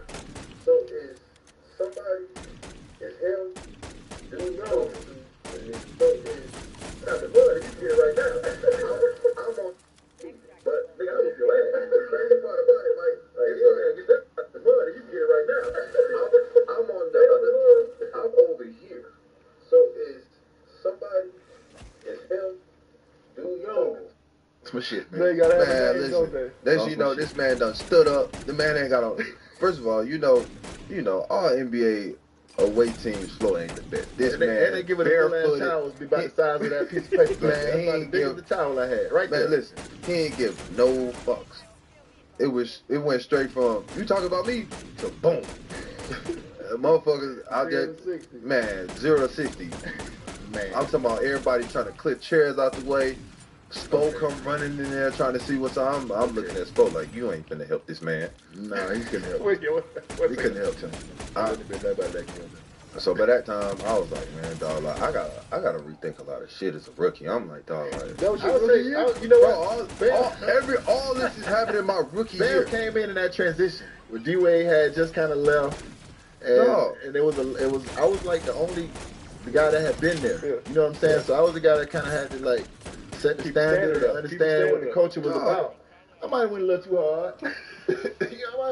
hard. But they got it. In my mind, though, you go back to like, yeah, man, most professional, clean cut, woo, and I'm like, people don't even know this man trying to whoop a man in his time. Man. That's OG for you. They got it. They got it. All the years of the Heat being whatever they thought we were, and when the season ended, we always end up what people consider overachieving, which we already thought we could do it anyway. It just take a while, but they get it. You know what I'm saying? And listen, that was some funny shit. We ain't got time to tell the stories about when I got to talk him off the edge. We're gonna have to do a band part 2. We're gonna have to do a band part 2 because there's times where, as much as he sit over here and say that he listened to me, it's times where that man looked in my face and told me, "OG, I don't want to hear that shit." He gave you that shirt. He gave you that shirt. Nah, he ain't give me He that. gave you that right there. Yeah, he gave me that. Yeah, he gave me that. All this man that told me a couple times, "OG, I don't want to hear that shit. Get away from me right now." I gotta respect that. Yeah. I gotta respect that. But don't sit here and make it seem like you always listen, motherfucker. You don't. Man, when don't did do that that. pop up? Unless you dare do that. Alright, so I'll admit this. People can tell when I'm mad or I just don't feel like hearing shit, because if you say something, I'll just do this. Oh, give him a thumbs up. Yeah, he did. Yeah, I'll do this. I hate that shit. Yeah, I don't even make eye contact. They be like, man, you gotta do this, that, or third. Alright, bro. I'm in my own mind at that time. I ain't got time to hear that shit. That's about it, though. That's about it. Other than that, I receive all information. And you've told me before, OG, I ain't trying to hear that shit right now. You have said that. I quote. This is the last question I'm gonna ask. So after you gave his old ass a rocker chair and shut him out the door, how different has it been in that locker room with this team in this season without him there? Man, I personally, before I go, I think the most undervalued thing is that in the locker room. 100%. The old school dude who's been through it, who knows where he's at in life, that can help these young kids as long as they'll listen. Like, I think that's undervalued. I think it's one of the most important things on championship teams. So now that you threw his ass out, what does it look like in that locker room? Now, is it the same? Man, it's different because, I mean, the man was one of those people, like, he could move the needle with anybody in the locker room. So, some person was different from some. You couldn't talk to certain people the same way. And I'm one of the people, I don't know. Like, that ain't my forte. It's either you. We working on that. We working on man, that. Like, this is patience. You gotta work his patience. Yeah, like my patience ain't for like when people like this all the time. Like, I ain't got time for that, because that don't help me. Because then I worry about you and your emotions more than we worry about basketball. But he had time enough and the patience to really go to every single person, and obviously, you build that equity with them. You bank that equity, and he had time to do that with 15 guys by just being in their ear on the court, going out to eat with them off the court. If it was ones, twos, guys getting back in rotation from being hurt, he was always there. But I think the biggest thing is like the experience. Like, you don't have a guy in the locker room who's been in every situation, damn near. For sure. He went from not playing, then he'd be starting, then he'd be the sixth man, then he'll get 4 minutes, and then he'll get 10 minutes the next night, 32, then he won't play. And he's been in a lot of these roles that, from our situation, because we have a lot of undrafted dudes, so he's been in a lot of those dudes' situations.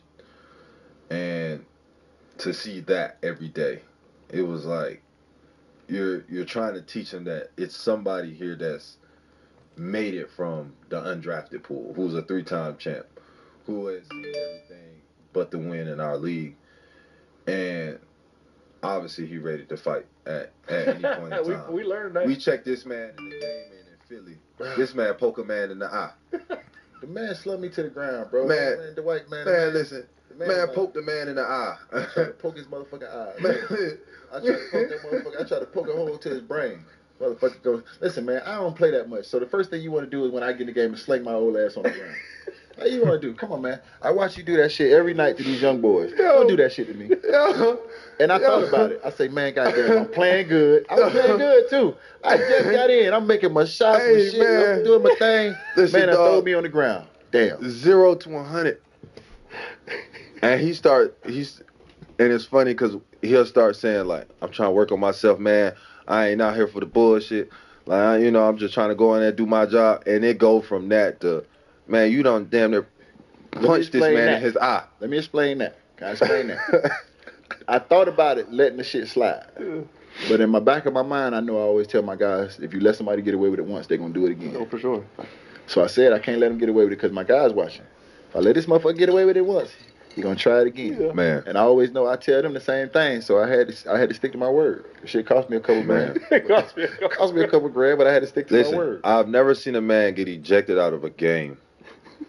And first of all, you set a record for getting tossed. I think it was like 30. It was maybe like a minute and 30 seconds. Boy, in that minute and 30, I had about 8 points. Minute and 30 seconds. That. Tell the story now. Tell it right. Minute and 30 seconds, the man got 8 points and a toss out. Man, I tried to beat a man up. First of all, I don't even know when the man's jersey came off. Yeah, like he walked to the locker room. Oh, I threw it off on the way out. Oh, you did? Yeah. I don't know. So yeah, man. I don't know what that was about. I know what it was about. He had some animosity he needed to get off. Yeah, that's what that was. The man threw me on the ground, man. And people don't understand. I pay attention. So the man was actually leading the league in like technical fouls for actually throwing people down on the ground. You know, you try to box somebody out, you sling them on the ground, the muscles, which flex my muscle. I ain't gonna flex my muscle with me. I'm gonna show you these hands. That's what I'm gonna do. I'm gonna put these paws on your ass. Man, poke man and I. We made it into a shirt because we thought it was funny. And the crazy thing about it, dog, is like it's all fun and games on the basketball court. I don't never start nothing. I've never started nothing with anybody. You can pay attention to anything I've ever got in. I've never been the first one. He smacked Tyler Hansborough.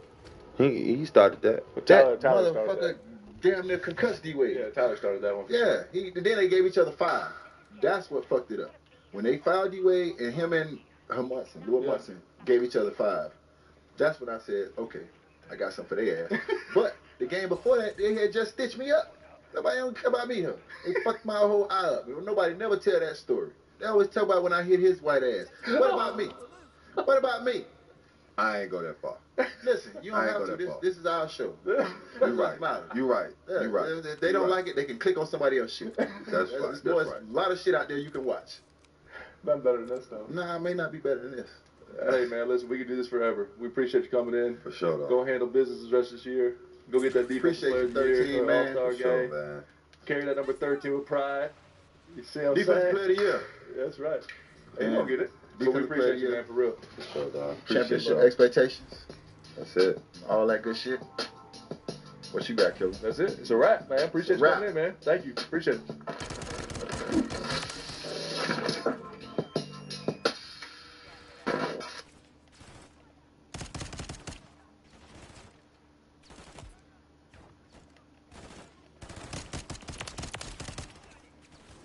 Wait, what?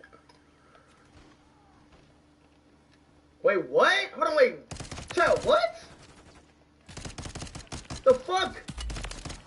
Why's everybody spamming ale?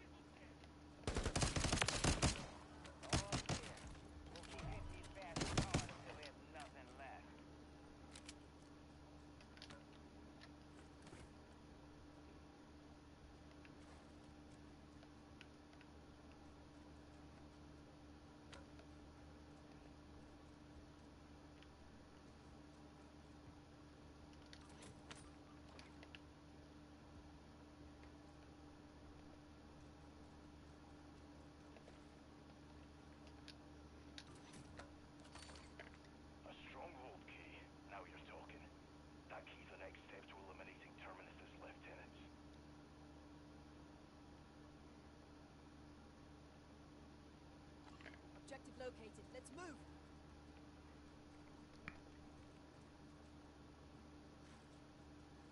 I'll get us there.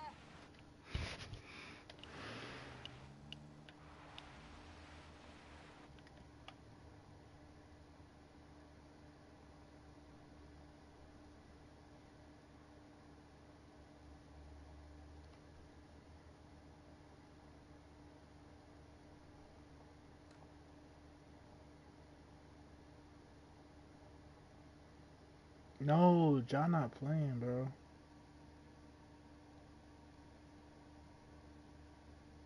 Wow.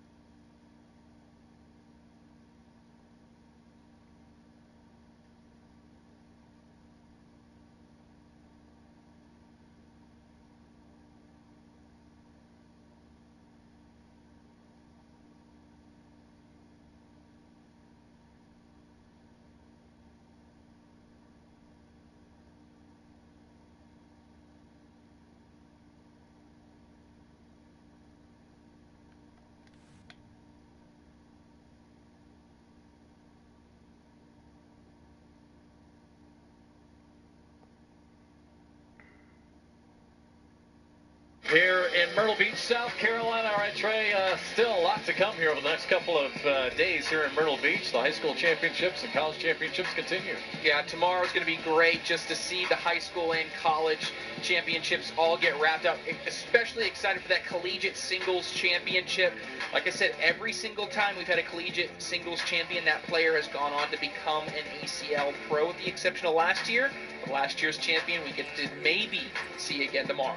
Once again, the SEC reign comes to an end here in Myrtle Beach. This time it's Clayton Eli and Austin Wasco out of Blinn College, your national champions. What a run. It was kind of a Cinderella story that we saw by Kimberly Jenkins and Noah Cochran. But at the end of the day, again, Blinn College comes out on top as your national champions here in the ACL. That'll do it here from Myrtle Beach.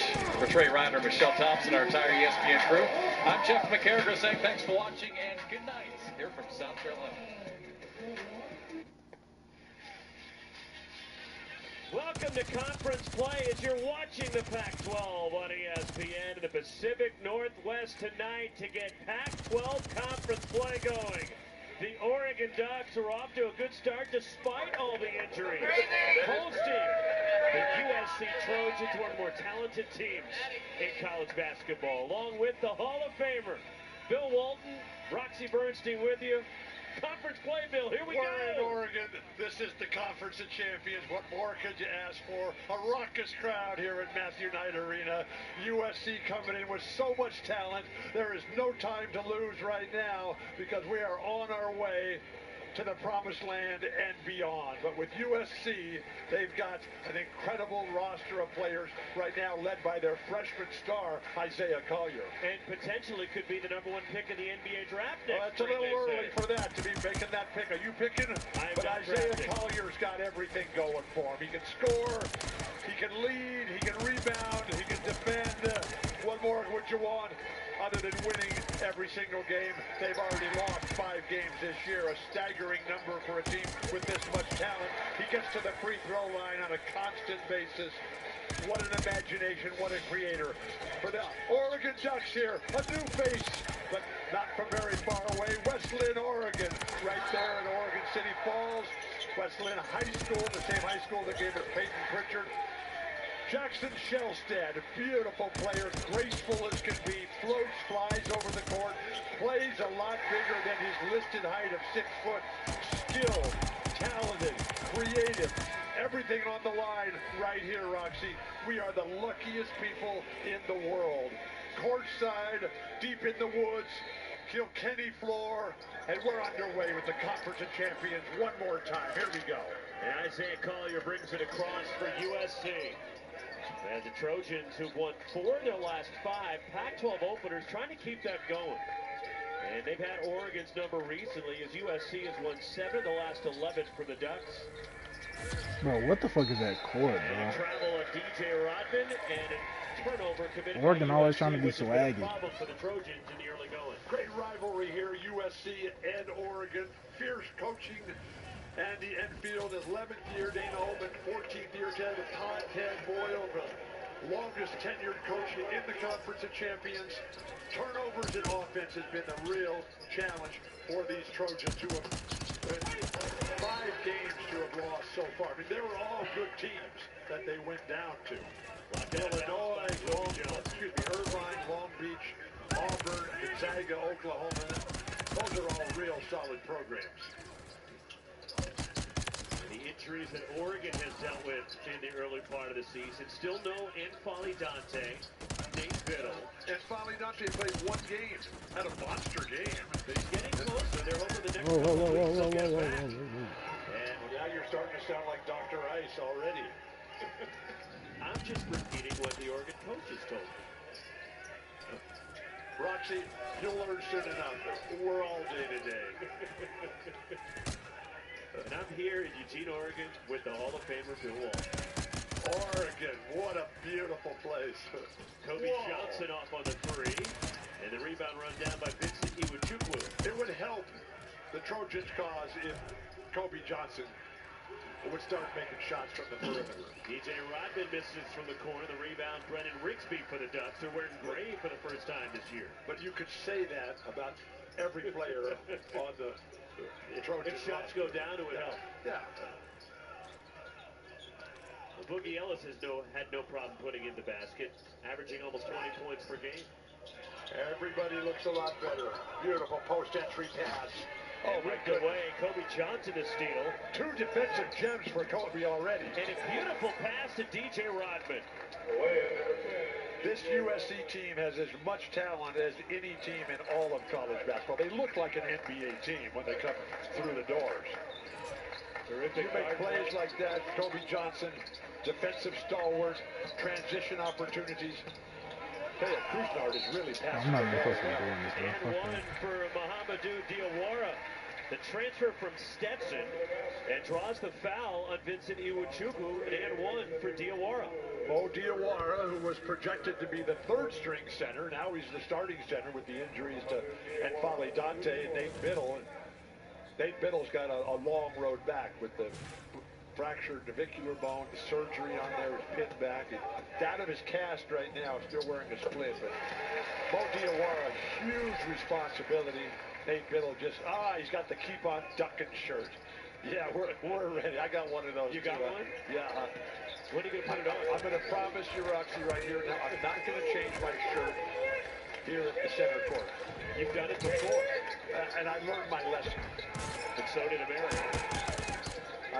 Boogie Ellis lines it up, had a clean look, and it rings out. Brennan Rigsby clears for the Ducks. I made the vow to myself personally and to the world that I would quit changing my shirt in public. And the world appreciates it. Jermaine Kuznar driving Tripping. The more I watch Kuznar play, the more I'm reminded of Donovan Mitchell for the Cleveland Cavaliers. You see a lot of similarities there. This inside by Vincent Iwuchukwu. There's Brennan Rigsby again on the defensive glass for Oregon. A lot of ties here with the Oregon Ducks and USC Trojans and the Cleveland Cavaliers. Beautiful pass. Jackson Shelstad, the freshman, nails a 3. Brennan Rigsby is a critical element for this Oregon Duck attack. He moves the ball, knocks down jumpers. He's really been working on that shot. Hundreds and hundreds of extra shots every day, working with Coach Kevin McKenna, the little Blue Jays. Whoa. Just from Isaiah Collier. Here comes Oregon on the run. Pull up 3 in transition. Rattles it for Jackson Shelstad. And the Ducks, 11 straight for Oregon. Timeout USC. It looks as if Jackson Shelstad has come to play. This guy is on fire right now. Somehow hook him up to the electrical grid and power the entire state. Renewable energy, Oregon, yeah, Conference of Champions. Your chain's off. We can fix it now? you're done. We fixed this toilet. We fixed this toilet on video. Okay. Open the front door. Was with you and now it's There you go. All fixed. Introducing Front Door. Download today to video chat on Expert. This is a keepsake Oh frame. shit, he got like It's a actually a five. photo from my Oh, wedding. my bad. Wait. I'm Adam Weiss, founder and CEO of Keepsake, the mobile app that makes it easy to have your photos printed, framed, and shipped to your doorstep. You just choose a photo that you love, you can preview it in over 100 frames, and in a couple of days, you will receive your photo in a beautiful, handmade frame. So if you've got a special photo on your phone, install the free Keepsake app. We would love a chance to frame it for you. I was paying for my ex's wine club membership for months before I caught it. After we broke up, I forgot all about it, but my credit card did not. That's why I downloaded Rocket Money, an app that shows you all your subscriptions in one place, and any you don't want, you cancel right in the app. Raise a glass to smarter spending and download Rocket Money today. Red licorice or black licorice? I say both. As long as it's from licorice.com. A curation of delicious flavors. Shipped fresh to you or a loved one in just days. Licorice.com. So good, we earned the name. Lions Cowboys, Saturday on ESPN, ABC, and ESPN+. 11-0 run for Oregon, fueled by the freshman Jackson Shellstad. And the Ducks out to an early lead on USC in the Pac-12 opener. The Ducks have won 10 of their last 11 here at Matthew Knight Arena. Andy Enfield has taken USC. Fourth winningest coach after Sam Barry, Forrest Too Good, Bob Boyd. Is there a better name than Too Good? Here's a guy who's real good, Dana Altman. How is he not in the Hall of Fame? Dana was able to get back to Nebraska during the break and see his dad, Lyle. You have to have some juice for the Hall of Fame, don't you?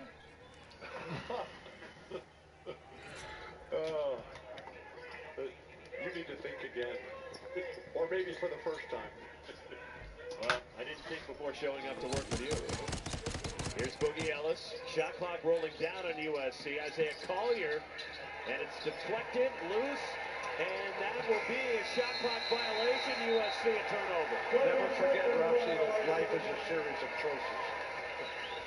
Oregon looks tremendous. And it's disconcerting that USC, with this much talent, has not been able to come together. You got tremendous size up front, athleticism. You got brilliant guards in Collier and Boogie Ellis. You got Bronny James coming into his own now. And they're just not playing good basketball. They got hammered at Auburn. Fortunately, they were able to beat Alabama State. Off balance and a couple of free throws. Jermaine Couisnard was fouled. And it's on Kobe Johnson, his first.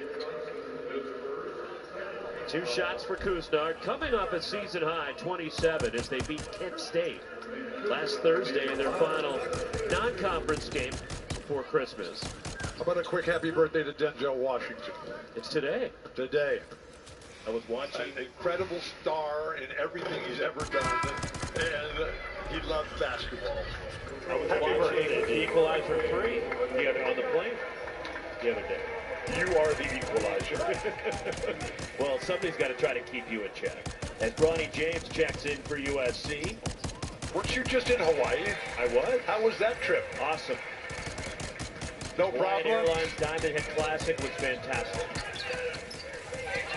And how's my Steel? How's my new friend Kanoa doing? Kanoa Leahy was doing. He was the mayor of Honolulu. You kidding? Well, you had to spend time with him over there. I had a tremendous time at the Maui Invitational in Honolulu. He's a real talent. You know who's also here tonight? Lynn Merrill, the senior Nike executive for all those years, taking a slight step back these days. Great post-entry pass. Bronny James tried to shovel it to DJ Rodman, broken up out of bounds underneath. 9 to shoot for USC. One thing you'll see with Bronny is that when he comes in the game, the team aspects of basketball really picks up. So that guy is a committed winner. Boogie Ellis. The floater. He can't get a rebound. And the ball pinballed around and grabbed by the freshman Kwame Evans Jr. Here comes Oregon again. Now, Kwame's not named after Kwame Brown, is he? No, it's named after his dad. Oh. That's why he's junior. Bronny James pulls it down. Here comes USC. The Trojans have also named after his 4 minutes. And Oh my Bronny God. James ends the drought for USC.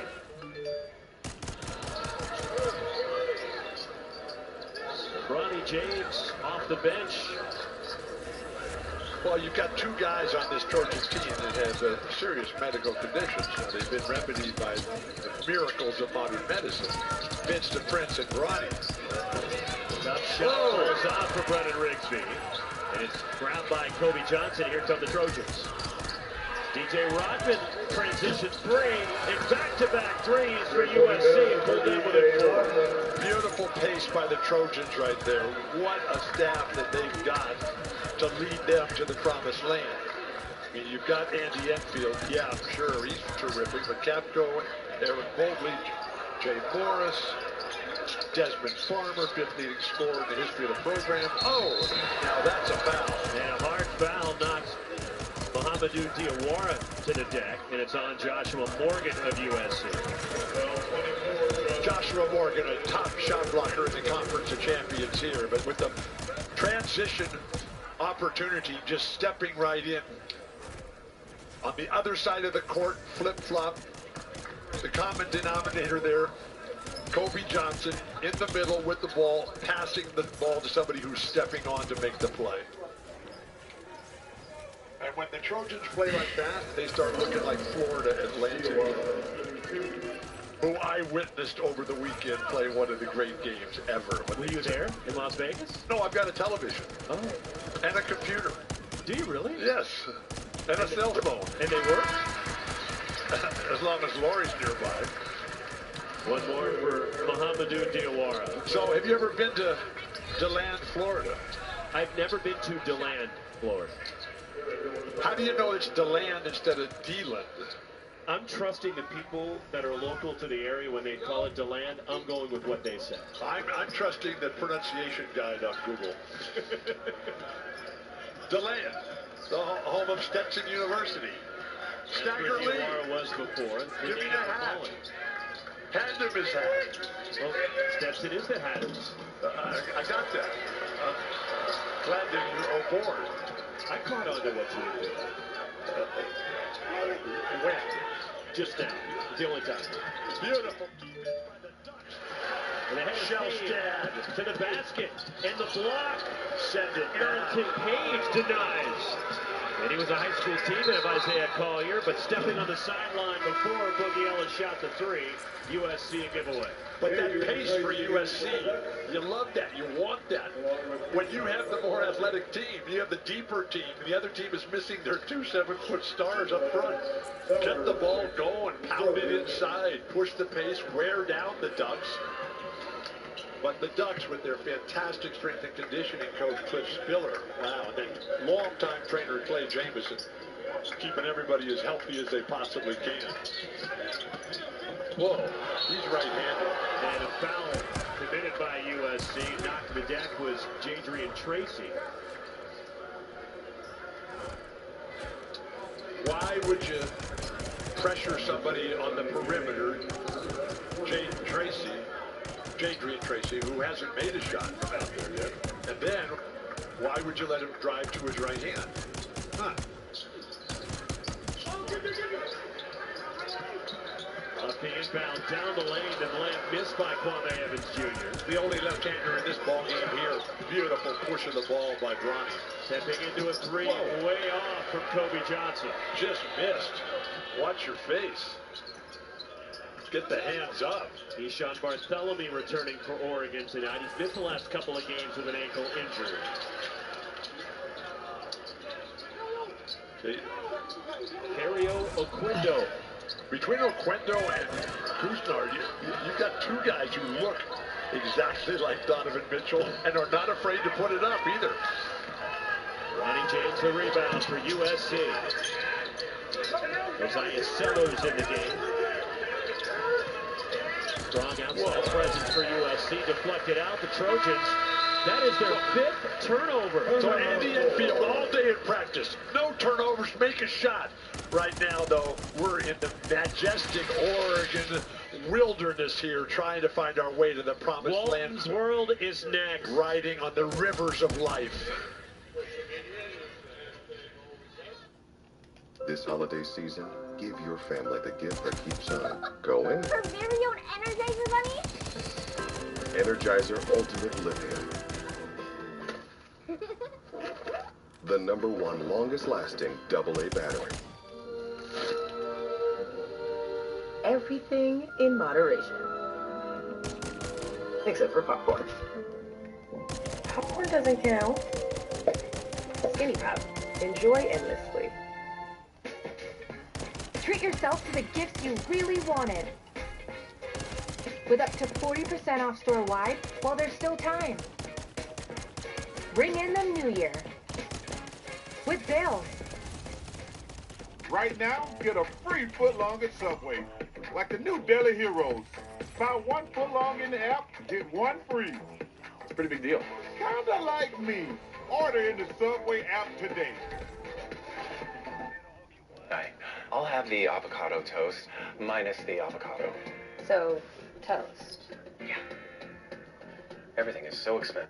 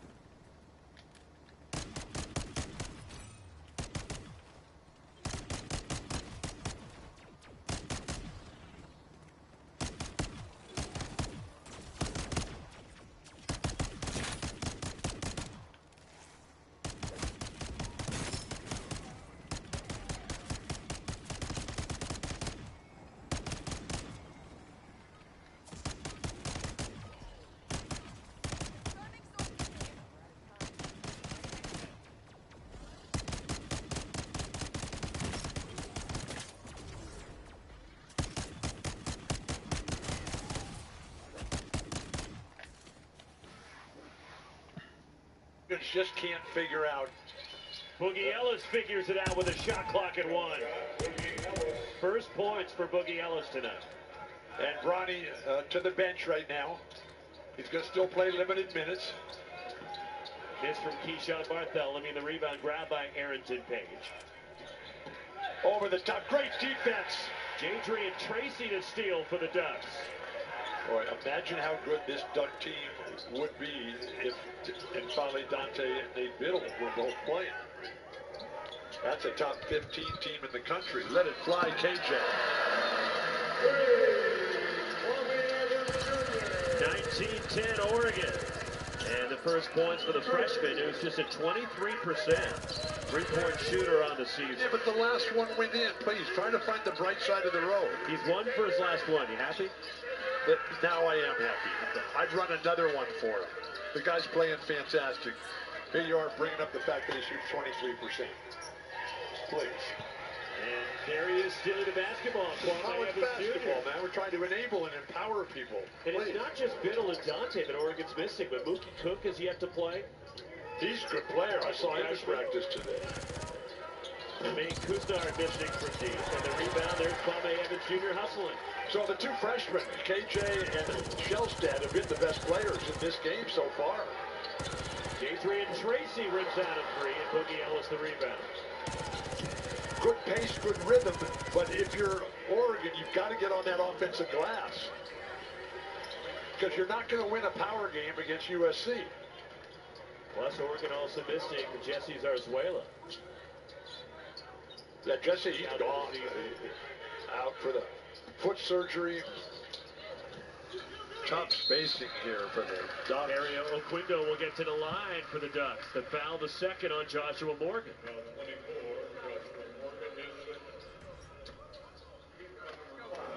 Two shots for Oquindo.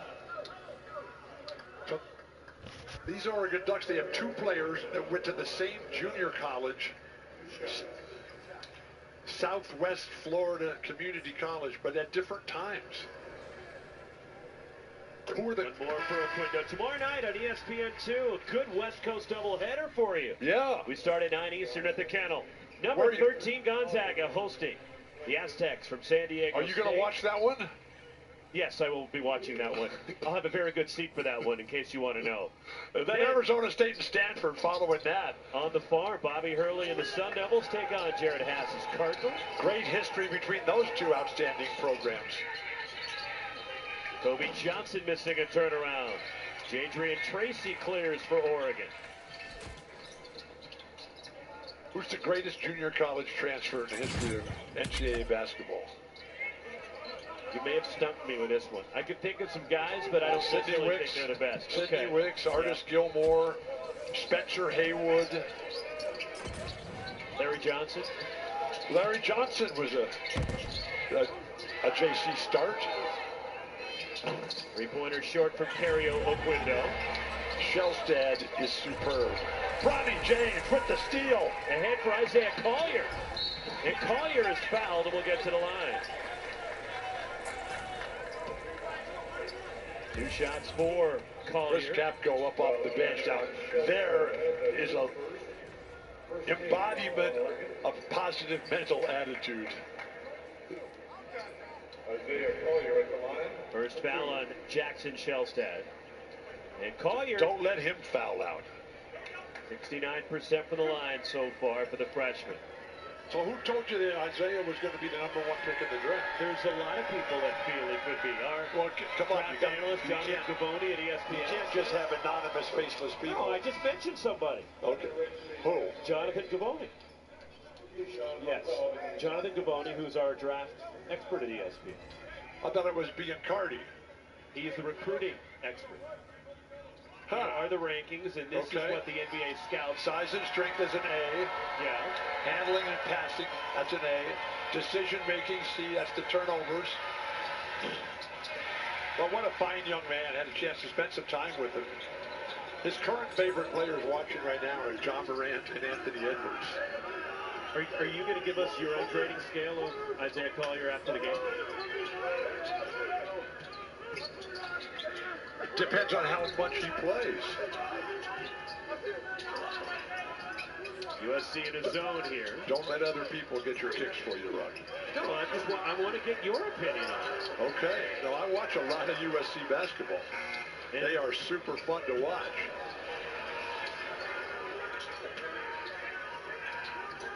Except when they play Auburn. And a foul will get Johnny Wright to the line for USC. Except when they play Irvine. Well, they had a lot of injuries when they played Irvine. Gonzaga, Oklahoma. And Oklahoma. What a game. Oregon, yeah. Let it rain. The buzzer beater. That moment when time stands still. Our collective breath held as the ball hovers above the rim. But almost a third of those shots were set up by a passer who made the smart choice. Throwing an assist takes trust, IQ, and total confidence in your decision. And the greatest one? My pass to Leitner in '92 wasn't too bad.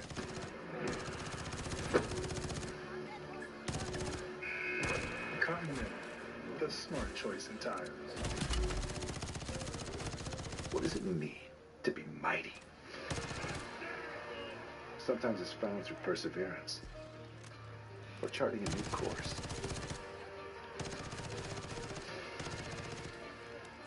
It's celebrating the strength of your community and then making it bigger. It means excelling in the field and on the field. Be mighty. Be Oregon. There are those who say Savannah, Georgia is a bucket list city, which makes sense, provided you like your buckets filled with sights that will take your breath away, world-class restaurants that used to be bus stations, the occasional dip, and long walks with the ones you love. So check out the one southern city that's as one-of-a-kind as you are, because this isn't ordinary. This Oh my god, I need to eat, bro. This new Charmin Ultra Soft Smooth Tear is so soft and so smooth. I'm starting to get carried away. Thank you, Mr. Smooth Bear. Designed with smooth tear edges, new Charmin Ultra Soft Smooth Tear has wavy perforations that tear so much better for a smooth, more enjoyable go. Mom, you okay in there? I'm terrific. Enjoy the go with Charmin.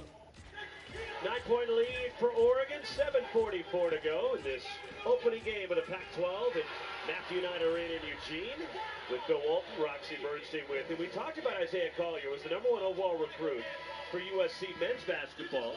Lindsey Gottlieb on the women's side at USC also had the #1 recruit in the country and a star in Juju Watkins.